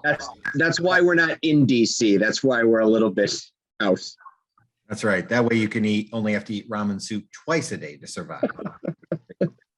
You're speaking, you're speaking to a call for someone who literally lives outside New York City, right? Like you think that's a lot? You should see the studio apartments. Geez, dear God, it's to probably for like a closet. It probably costs as much as that, honestly. Yeah, but right in DC is just about as bad as New York or LA is San Francisco. Yeah. So I believe you don't. I believe you. Don't worry. Yeah. I, as someone who actually used to live in DC in the Eastern Market area, I had to go to the areas before they were gentrified in order to actually afford anything. So I'm having trouble with my 6 here. It's tough. It was tough. I was sort of like thinking along it through, and then I changed it quite a few times based on some presentations. I mean, I think that's really the beautiful thing about really this whole process. We're talking about 19 people, and all of which we can make a strong case for, even the ones that we're voting out. I honestly feel that way, which I think reflects the whole point that and actually, while we're doing that, now is sort of a good time. I'm just going to plant the seed for something that Evan and I, along with Dan, who's not here with us, the other Dan. Dan Kelly. Yeah, Dan Kelly. Yeah, I think I'm going to be talking with him hopefully this week, but it could be something that I'd like all of you to be a part of, and it'll be really, really simple. Just really, really looking at Halls of Fame and the origin. I'll drop more of that later. But I think something pretty big from us at nothallofFame.com. Us at nothallofFame.com. I got to work on that. And in case you're curious, you're all welcome. You're all welcome. Do I have everyone's votes as of yet? You should. Mine. No, I'm just finishing mine up here. Okay, I was making sure. I have Tom. I have Arnie. I have David, Paul, Kirk, Jack, Jeff, Dan, Bill, and myself. So before we calculate them, oh, sir, go ahead. Oh, I was just saying, Johnny, if you enjoy taking a deep dive into players that have just, and somebody said the same about Kevin Williams, that somehow people have forgotten, take a look at Jacob Green sometime and the amazing career he had that everyone somehow forgot. There's a lot of those guys. We were talking about that in the chat a while back. Like, who's the one guy that you think might never get in, that you think absolutely should, and just will never get that conversation? Like I brought up Youngstrom. Yeah, like there's all types of conversations. Interesting. Jeff Van Note will never get in for reasons I understand. Well, Falcons fans are just wasn't a first ballot guy, and I wonder if he'll ever get in. But I mean, he was everything that Butkus was, but faster. It's just that the fan base is just so meek. They don't fight. They're just so defensive. They don't actually fight for their guys. You gotta stop blaming the fan bases, Vinny. At some point in time, that just comes down to the voters and media.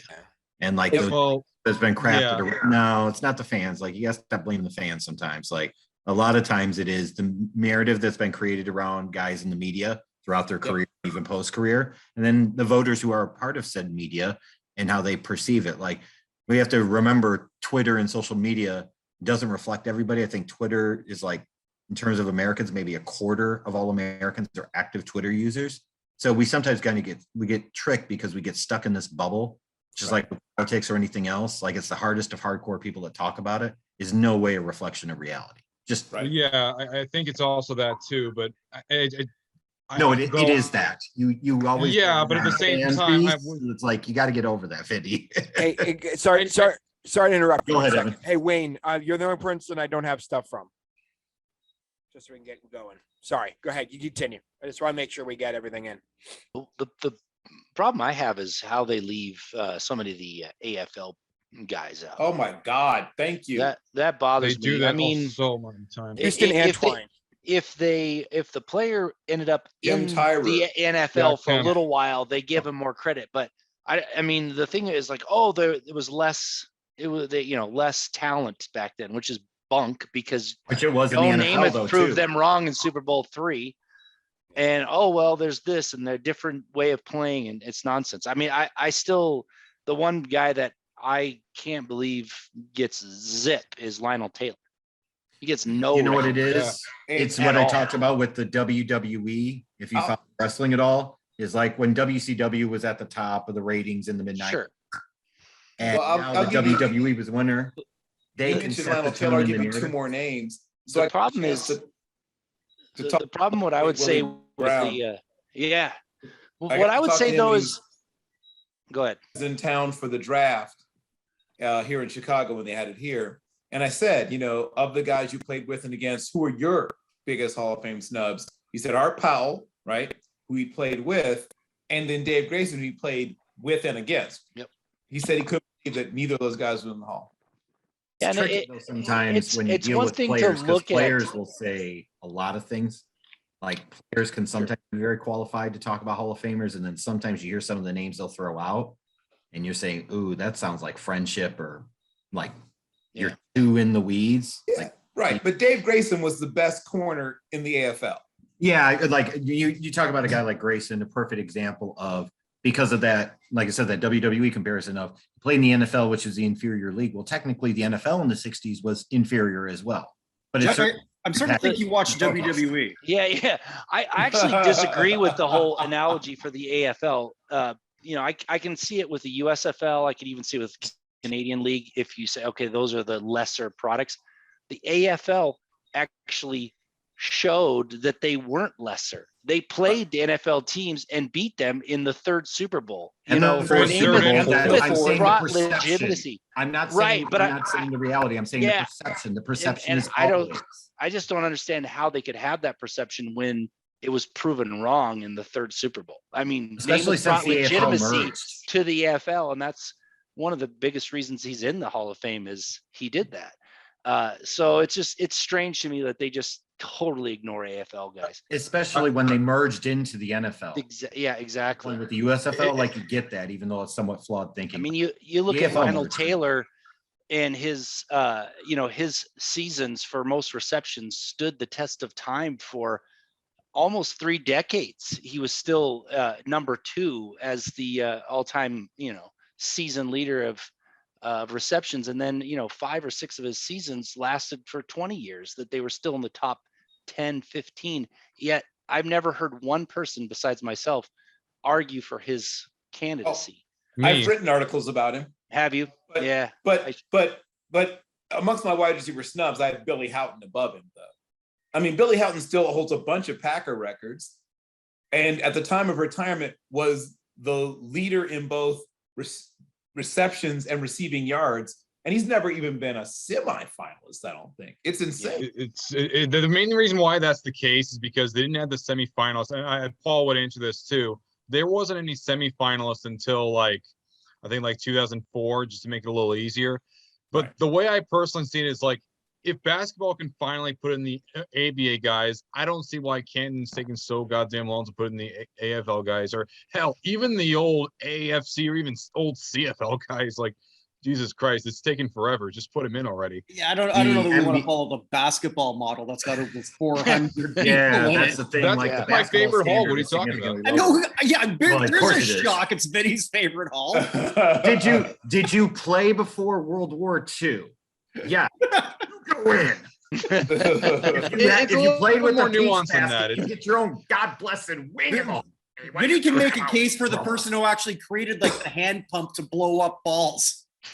No, the needle that attaches to the hand pump that blows up the balls. You got Hey, that's next week.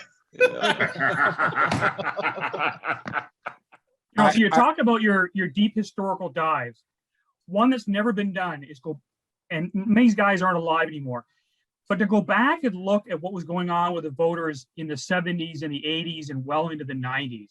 And they've created a lot of this problem. If you go back and look at the number of classes in which they did not fill at the time, as many as 6 seats would go to well, then modern candidates. There were years there where there were only 2 or 3, well into the early 2000s. It would be great to find a couple voters, and there's still some guys who have the connections back that far, to get them to talk off the record about, I mean, not naming, but just what that process was like and the mindset and the things that were going on behind the scenes, politics and guys grouping together ballots and blacklisting players or teams. And because they created this mess that, you know, we had this huge senior pool. And I blame the voters. I blame the voters, not so much today, who are trying to do the best they can. We need to get back to 2 seniors a year. I agree as well. But there's, 50, 60, 70 guys in that pool, and many of whom never got a chance because there were things going on behind the scenes in those rooms. They were treating it more like decades. the Baseball Hall of Fame at one point in time, and eventually opened up and liberalized a little bit. To your point, though, it's like many other things we talk about, like the lack of diversity in coaching in the NFL. It's a systemic issue that you can't fix immediately, no matter what you do. It's to fix. And say similar thing here in terms of it take decades to dig out of the hole. Oh, Evan, you got it? Guys, I've finished tabulating. Yes. Oh, sorry to break up. Okay there, Bill? So just so you know, up until Bill, there are 2 teams or 2 people who hadn't had any votes. Everybody got at least 1 vote out on this list. So there's nobody who was unanimous. So these are votes out. Ready? Go on. Sharing screen. Drum roll, please. So there you go. So Bryant Young, Jarrett Allen, I'm mad Willie at all of you, Anderson, Jared Allen. Steve Mills, Steve Tasker. That gives us 1, 2, 3, 4, 5, 6. Sorry, we go count from the bottom. 1, 2, 3, 4, 5, 6, 7, 8, 9, 10, 11, 12, 13, 14, 15. Gives us the Tasker. We were limited. I mean, let's just knock anybody above 5 off. My opinion. We have to. We're going to be here all day, all night if we. Which no, we're not. If we go to 3, that gives us just 10. That makes sense. Let's do that. Yeah, I mean, that's right. No, I'm sorry to Steve Wisniewski. So everybody from, in terms of this list and the way it's listed, Wow. These guys are the ones who survive, essentially. Oops, sorry. Hold on. Delete them by mistake. I mean, what else do we have to do? We already give our Well, at speeches. this point, we could do one of 2 things. We could just vote 5 in at this stage, or we could just have a 10-minute open debate, discuss everything, and then vote in. Because, like we're all thinking, we could go all night. We don't want to go all night. Right. I throw out one thing for Leroy Butler, because I had originally. Yeah, please. Hold on, Jeff. Hold on. Before we get to players, let's pause. Let's look at the 10 we have. Let's take Kirk's statement to heart about if we want to do this, we should think of it in terms of if we were actually the voters. Let's take a look now at what we have in terms of positional spread, offense, defense, special teams. I mean, there's only one special teamer, but offense, defense. And let's just take a look and see what it looks like. I think we've heard the arguments for the players. Now let's look at the process. That's my suggestion. No, and now here's why I say that. If No. we duplicate it, we should be looking to identify the 5 best players regardless of position. So That's fine. But let's take a look. That's all conjecture. I mean, like, I'm going to look at it in a different way than you, but that's okay. Yeah, I mean, but that you have a large enough group where we're coming to a consensus and like, Well, yeah, but last time we did that before, we wound up doing it a thumbs up, thumbs down. We're not doing that this time. We're just going top 5, period. Top 5, that's fine. yeah, but I'm saying like if we have a 10-minute open discussion and then vote, like it's the last chance for people to make a case. Yeah, yeah, for sure. Let's do that. That's what we're opening everything up for, because All now right. we know which 10 we're sort of like fighting for. All of us have different people that clearly we're more passionate about, and we're going to be voting 5 in, not 5 out. Not that it really matters, but well, it does matter. So when you're sending it into Evan after, we're voting 5 people in. Jeff, floor is yours, because I know you had some more stuff to talk about Butler. Yeah, just really quickly with Butler, the one thing I want to call out, there's only one defensive player from the NFL's all-decade team from the 1970s, 1980s, and 1990s that is not in the Hall of Fame. That is Leroy Butler. In 1996, the season they won the Super Bowl, everybody always thinks about that being Reggie White's defense, understandably so. 1996, there was only one first-team All-Pro on that squad. It was Leroy Butler. He has more career interceptions than guys that have been voted in before him, like Brian Dawkins and Steve Atwater, and those were free safeties. Troy Polamalu and John Lynch, who were strong safeties. More career turnovers for us than Atwater, Polamalu, and Lynch. More career sacks than Atwater, Polamalu, and Lynch. So I brought up a first ballot guy, a couple of other guys that have won him before him. And I think it's been justice to the process when you look at Leroy Butler, because his numbers not only stack up, they exceed some of these other guys. That's all I got to say about him. I'll talk about somebody who I didn't talk about, but I just want to say something about Patrick Willis.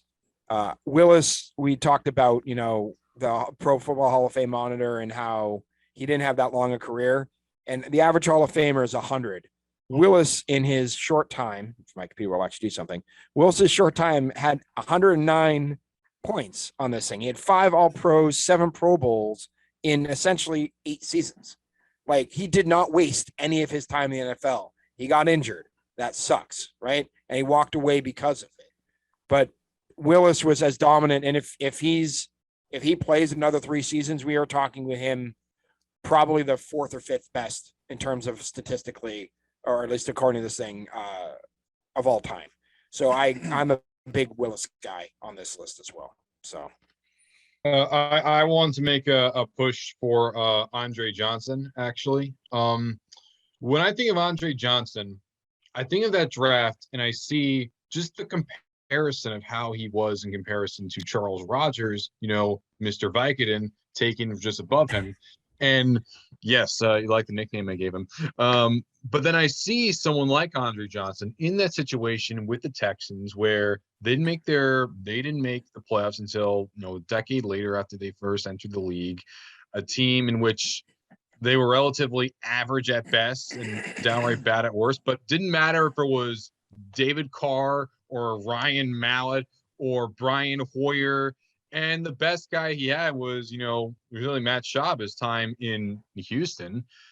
In my opinion, I think considering Andre Johnson, comparison to someone like Reggie Wayne or Torrey Holt, who, as much as I love them, and even someone like Henry Ever, who I love all of them, but Andre Johnson had by far the least to do with, and his numbers were somewhat comparable, if not better, compared to them. So that's why I would be very big and for Andre Johnson. And no, I'm not just saying that for Jeff. I really do like Andre Johnson. It for both reasons, Vinny. Jack has that on record, and we're okay with that. Thank you. He would have preferred you talked about Devin Hester. Oh, no. Because as much as I could talk about Devin Hester, there's no way I could do anything and explain Devin Hester even close to as well as Jack explained him. No way in hell I could have done that. Yeah, Devin Hester, if he didn't have the coaches, he was the Bears' #1 wide receiver. I think that's the one thing, Jack, that you may not even the time he had allowed. Like, there were a couple of years where Devin Hester was the #1 wide receiver for the Chicago Bears. He was the top guy, so it took away from some of the things he could have done as a returner. But to the point, like field position to where teams just refused to kick to him. I come back to that Super Bowl. The Bears damn near won a Super Bowl because the Colts were so afraid of him. They exceeded the 40-yard line every time. He should have not only been a rookie of the year, let's say in 2006, he should have been the MVP of the league because nobody had a bigger impact on the Bears from one year to the next or on a team in the league from one year to the next. It certainly wasn't Peyton Manning because he wasn't even the Colts' most valuable player. So when you think about Devin Hester, you look at the fact that you're talking about, beyond question, the best of all time at what he did.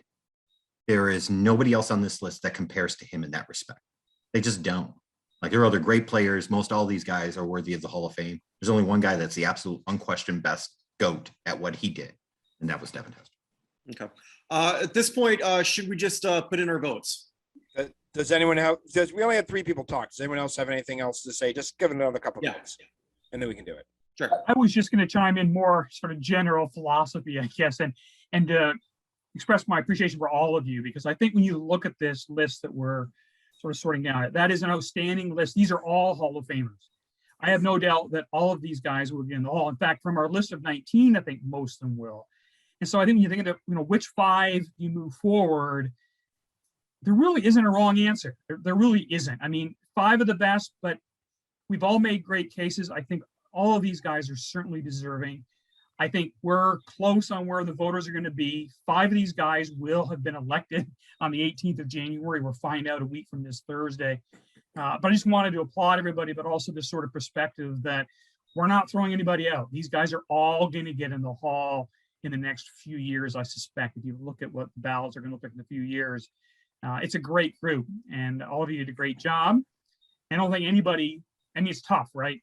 But anybody we don't let in today, their day will come very soon. They better.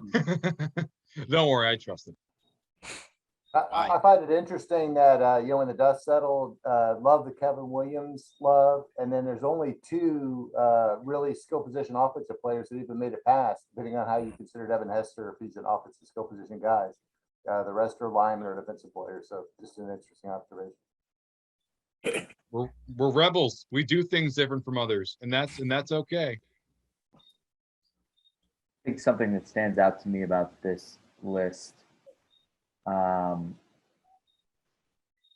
is that the Patriots won 3 Super Bowls between 01 and 04. They've got obviously someone who has arguably the greatest Hall of Fame credentials ever in Tom Brady. I don't want to say there's such thing as a GOAT in a sport like football where you have 22 people on the field at one time, but he might have the greatest Hall of Fame credentials.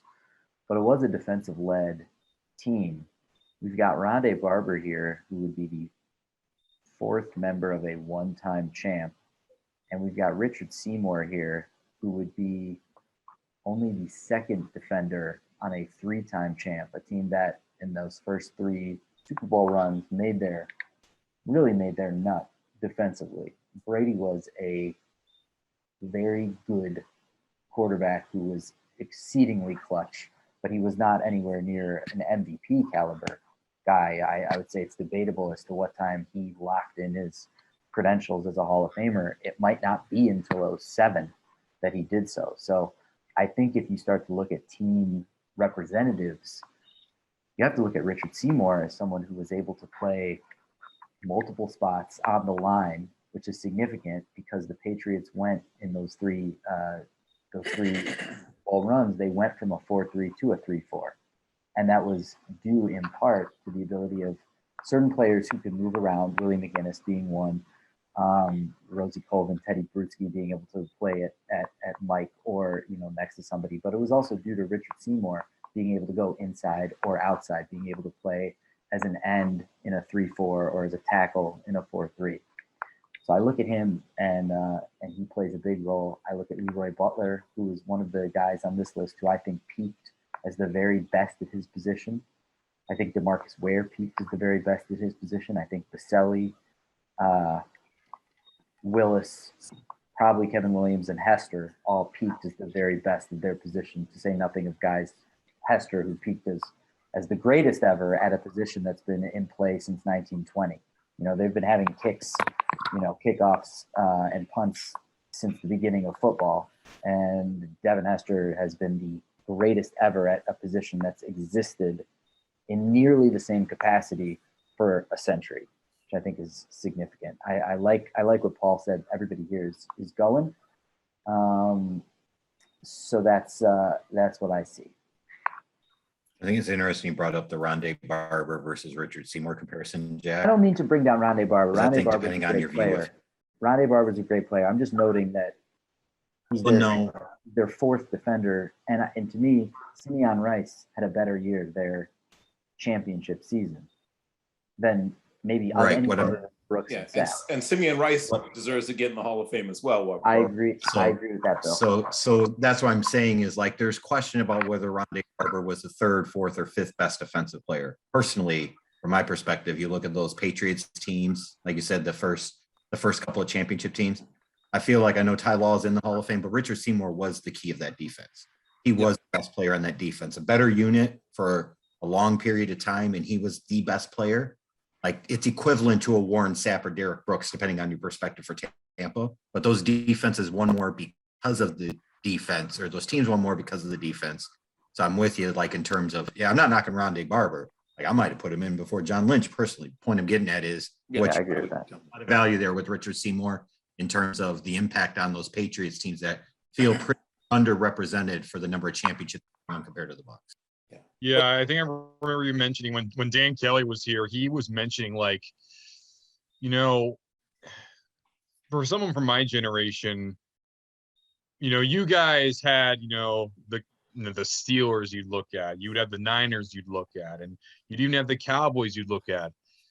For me, it's the Patriots. And, just thinking about all those teams, like, you have Brady and Belichick and Kraft, but when you go to 9 Super Bowls, a perfect season, and 6 championships, it's way more than just a handful of guys. It's a lot of cogs and a lot of moving parts, both on the field, on the sideline, in the front office, what have you.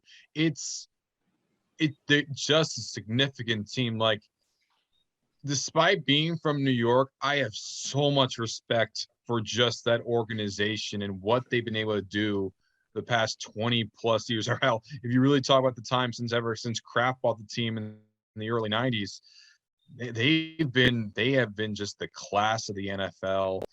10 Super Bowl appearances, 6 championships.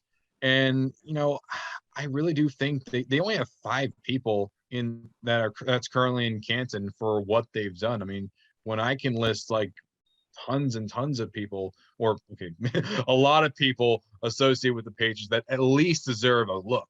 It doesn't matter if they'll get in or not, but still, just the Patriots were just that level of the team. Vinny, by the time this is done, here's my prediction. By the time they're done, not counting Belichick and Kraft, who both get in, the Patriots, I think, are out of these 20 years, are only going to end up at 6 people in the whole. It's going to be Brady. It's going to be Brady, Gronkowski, Law, Seymour, Vinatieri, and Moss, who's already in, and that's it. That's essentially all they're going to. They may get Will Fork's going to be talked about. They're going to talk about Harrison. So they'll talk about Rodney Harrison. They'll talk about I can think of the offensive lineman right now. Logan Mankins. Logan Mankins. Logan Mankins. Thank you. They'll talk about Logan Mankins, who somehow didn't get a championship in his 10 years with the Patriots. That's very unfortunate. Yeah, but like those are the only guys you're going to talk about, and Bruschi and McGinnis and all the other guys, they're not going to get in. They were the deficit because of the system they played in. That's 100%. Yeah, it's like, and that's really a shame too when I really think about it, because like, again, it's a big reason why I'm very skeptical about all pros and all decades and everything, because of the same people that are always going to keep telling me about how winning is the meaning of everything. Yet at the same time, these are the exact same people that decide not to put in these guys despite winning. So it's like, make up your mind, guys. What is it? It's because all it's going to do is, even though I'm not trying to mention the fan bases or anything, but it just feels like you're only trying to validate the point that people in that area feel about them. And it's like, it's just ridiculous. It's only going to feel like, oh, they have a bias against us. It doesn't matter if it's true or not. It only feeds into what they already believe. All right. Are we ready to vote at this point, guys? Sure, why not? Right. Sure. Yeah, we can do it. Dave Whitlock's giving the I want to go to bed sign. So All right, let's do it. All right. So all right, again, so I have 2 votes already. okay. So again, everyone, we're voting 5 in at this point. Okay. Before we do that, just a quick thing. If we get a tie, there's no reason we can't induct 6 or 7. Yeah, I would have no issue with that. I love more people. I think we all agree, especially Vinny, that we're bigger ball kind of people. Any objection to that? No, I like getting it to 5, but I'll relent. Yeah, I kind of like 5 too. I remember last year we only put in 4 because I think it was Evan and I threw a damn fit over Zach Thomas. Jack, it was Jack and you and I and Yeah, I was for Zach Thomas, and he didn't make it. There's still an anti-Zach Thomas thing here. He's not even. There's no Zach Thomas here to boo down, so this should be good for you guys. We were right because you guys you didn't even care about him this year. So we swooped in and saved the day. That's what you get for that's what they get for all those damn memes trying to compare him to Urlacher. Jack's like, yeah. Yeah, I'm tired of seeing them like saying, really? You're gonna compare Zach Thomas to Brian Urlacher? Get the hell out of here. I got Dan, I got Kirk, I got just five. I got Paul. Oh, 5 people you want in. There's David. 5 that you want in. Yeah. Once again, about halfway, I'm gonna turn off the screen so I can start tabulating here. All right, There's Wayne. I have mine in front of me in case anybody cares. So I'm gonna throw Tony La Russa. I don't know how many of you follow sort of the bigger picture at the hall, but it might be interesting to know the new president of the hall has agreed to meet with the voters virtually about a month from now to have an open forum discussion. I don't think this has probably never happened. At least I don't think Baker ever did it. And he's really interested in their insight as to the process. I mean, all of the factors that go in. And it's just refreshing. I mean, new leadership is a good time to see different views and perspectives. But he seems to be really, I mean, I don't know what the changes will be. Let's not get too crazy, Vinny. But I think the step he's taking is good for the future of the hall in terms of getting to the voters and talking about the process. And, there's always room for improvement after doing this for years or decades in some cases. So it's encouraging to see that happen. Oh, yeah. I'm very happy that, as wonderful as it was to see, Baker and, I know that we have have jokes about him, whatever, but at the same time, I'm down for new leadership. I always like seeing, a nice fresh face, a nice fresh voice in the room. And I have felt confidence that Porter's going to do it. Now, granted, I like the idea of, instead of David Baker, I like the idea of a Hall of Famer knocking on that door. I think that'd be awesome. Yeah. Hey, one note again. I do think we should do it to 5, and I think the way that we do it is that there's a tie, no more talking. You just send your one person to Evan. No, just silence. I'm fine with that. Hey, Jack, I only got 4 from you though. Hey, Evan, the screen went off. Yeah. Do you need it back? Yeah, I just need it back for a second. Okay. I'm deciding between these 6. Not 36. Like the make.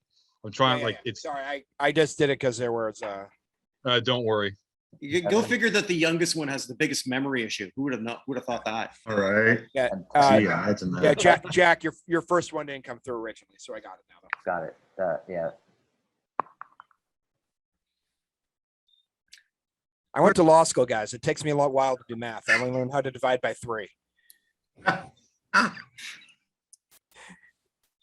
He said, I went to law school and I'm doing this on a Tuesday night. Yeah, well, I'm not a lawyer anymore. I recovered from that 8 years ago. So what was it like going to law school, Evan? I went for free and it was still a waste of money. Yeah. That's an accomplishment. Yeah. It got us a copyright lawyer. It did get us a copyright lawyer. That is true. Yeah. Hey, that's something, I would say. Yeah. So it's a guy from Massachusetts living in Illinois and a guy from Canada living in Barbados using a copyright lawyer in South Carolina. Just the way things normally work. Okay. When they walk into a bar, they say to the bartender, no. A priest, an imam, and a rabbit walk into the bar. Rabbit says, I think I'm a typo. Oh, good Lord. Sorry. Are we hitting the dad jokes? We do that at work in every huddle we do. Yeah. Like, I'm used to dad jokes. Don't worry. Yeah. Remember seeing those dad jokes in old HBO kid shows. Yeah. All right, is everybody okay if I stop sharing so I can start adding? Yes. Yeah, you can stop sharing if you want. Okay, cool. So Kirk, the big question I have is, are Yeah. we going to do a senior Yes. Hall of Fame? Yeah, I really wish Ted was here because he brought up something that he really wanted to do, and I hope everything's okay with him because I messaged him up to a couple hours before. But anyway, that's exactly what we're gonna do. We are everyone who's interested. We're gonna do the same process in April, but which is gonna be a lot harder to figure out who is gonna be our senior candidates.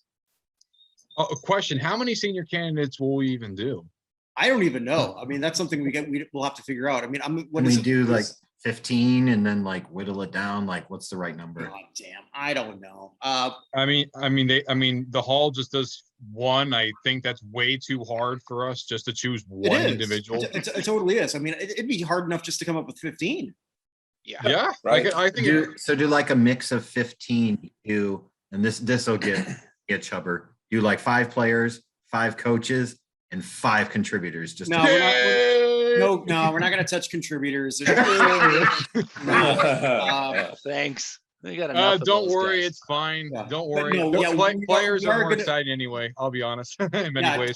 We are going to do that for seniors. Whoever wants in, let me know. I think that's pretty much everyone here. I think there's a couple other people who'd like to be a part of that. We just have to figure out how many we're going to select. I think we all agree here that 1 is criminal. 15 down to 5. Yeah, I mean, I think 5's a good number. I don't think we should be fixated on who gets in this year.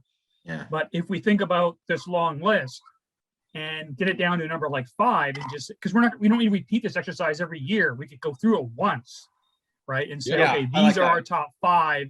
And whether they get in over the next 2, 3, 4, 5, whatever. Yeah, then we just leave it. Yeah, I like that, Paul. I like that. Then we got And we can exclude everybody that's on the list this year. Just maybe out the assumption that they get in this year. Yes. Maybe like 10, nominate 10 players, 5 coaches. They get you to 15, and then out of that group you end up with 5, something like that.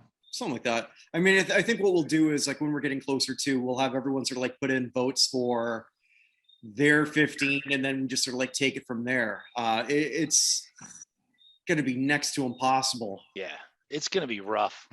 Yeah. You think it's I gonna, know what this is long? Ted suggested that we do like multiple multiple eras. Like we have like, pre-NFL, early NFL, do like You didn't weird say mix pre-NFL, like 50s you're and saying 60s. pre-NFL.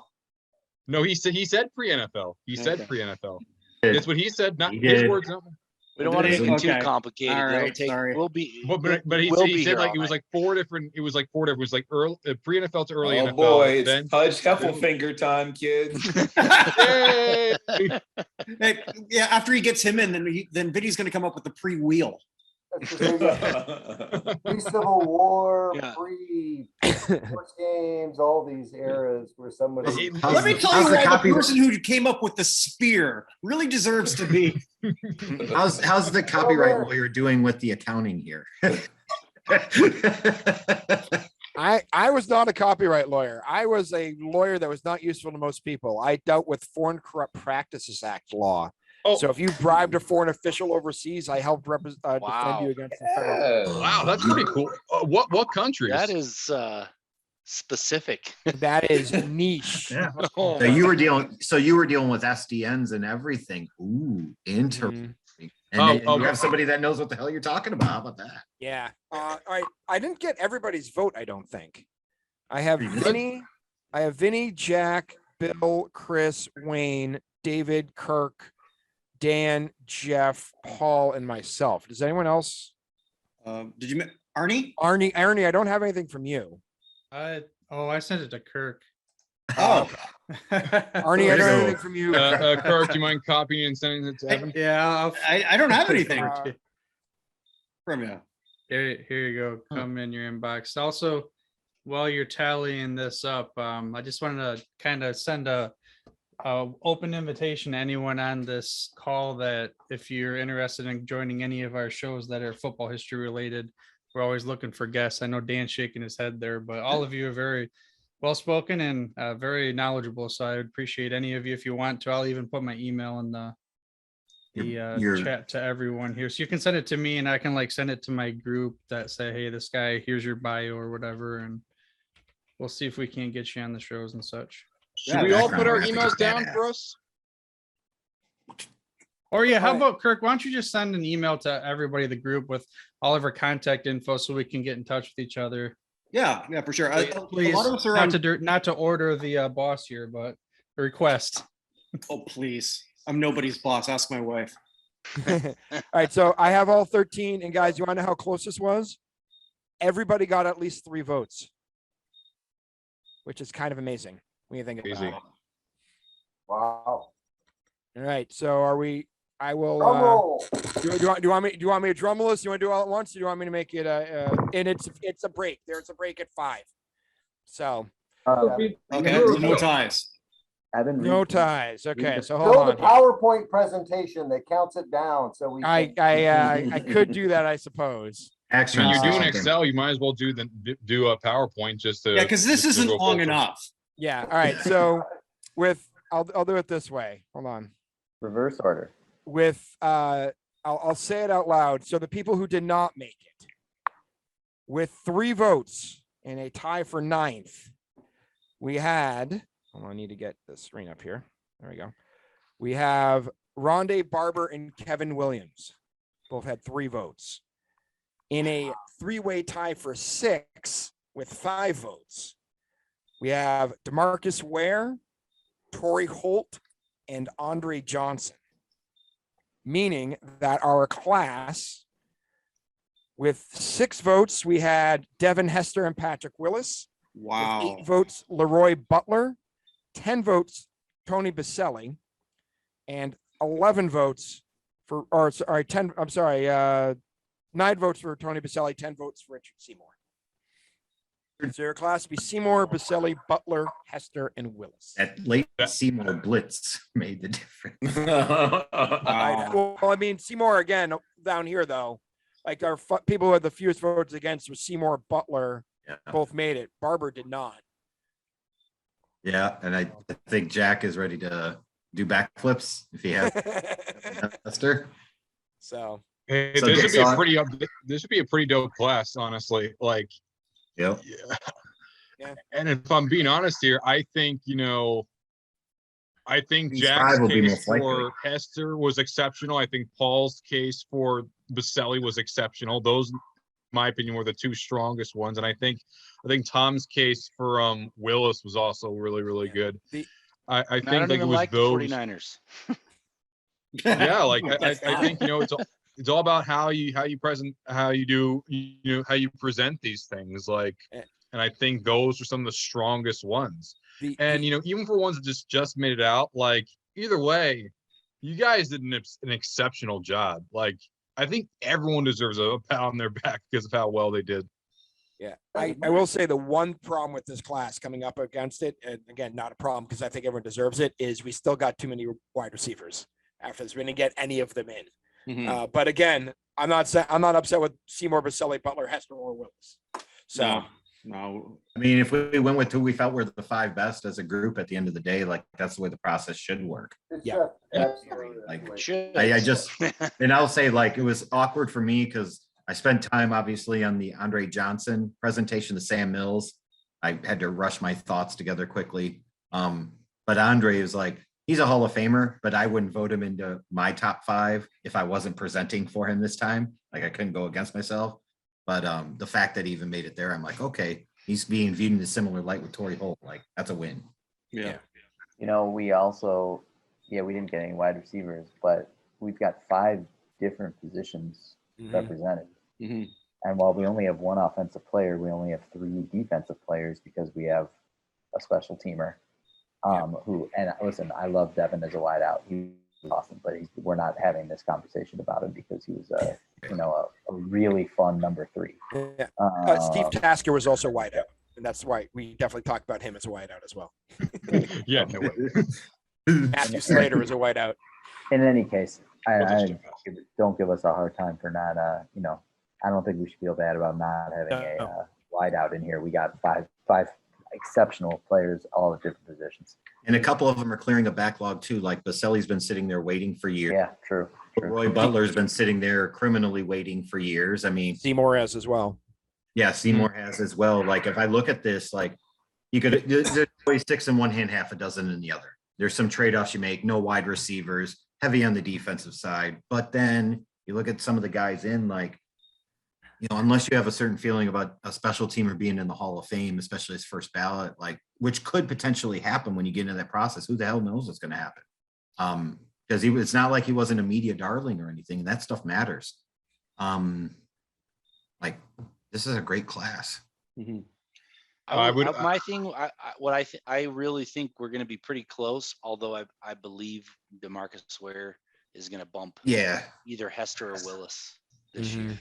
I don't know. And it's a shame that we're saying with Ware, like when it comes to Ware, it's like as much as I would be down for Ware, I mean, I didn't have him as my top 5. It's hard for me to really go really big for Ware when, as great as Ware was, Hester was literally the best at his position, and I would say the best ever at his position, and that's a big reason why I went with him. And Problem for Hester might be shelf life. Yeah. What for Hester might be shelf life, whereas somebody's going to look at DeMarcus Ware in that room and probably see 9-time Pro Bowler, 4-time first team All Pro. They'll see like what Jack brought up is all valid and great points in terms of, he literally is the unquestioned GOAT at his position. Like you might even still have some folks that'll say Joe Montana, if they're old enough, Johnny U over somebody like a Tom Brady. I don't think anybody argues a greater returner than Devin Hester. But it's about like, I mean, unless you wanted to try to go Gale Sayers, but he didn't spend enough of his career doing it. But Gale Sayers, in his brief time as a primary return specialist, was to me every bit as good as Hester. Just didn't do it. Especially as a kick returner. Like you could make the argument he was the greatest kick returner of all time. I think where Jack make that great differentiation from him and Sayers is that Devin was the best at both. Like he was and Mitchell and a Mel Gray, or he was a Billy White Shoes Johnson and Dante Hall. Like, doesn't matter. Like he was the best at both. Right. I think when it comes to Hester, I mean, it's a historical accomplishment for him to make it as a finalist. A first ballot and a returner has never been a finalist. Right. So I think voters got over that sort of hump. But there's 49 voters in that room, and I suspect that this issue of special team versus full-time is going to be a struggle for some of those voters to think about. Are we going to make the next leap? Even though the case can be made, and it's a strong one for Hester, it doesn't take very many out of that 49, right, to not pick him either to go into 10 or into the final 5. Out of 49, it only takes 9-10 voters not to go that direction. It doesn't take very much.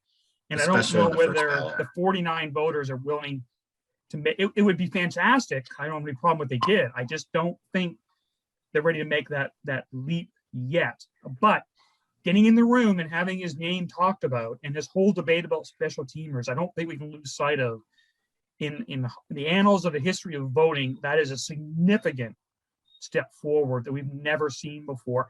And not only for Hester, but the others who come after. And I think your point about Hester is very valid because you're talking about one leap forward has already happened.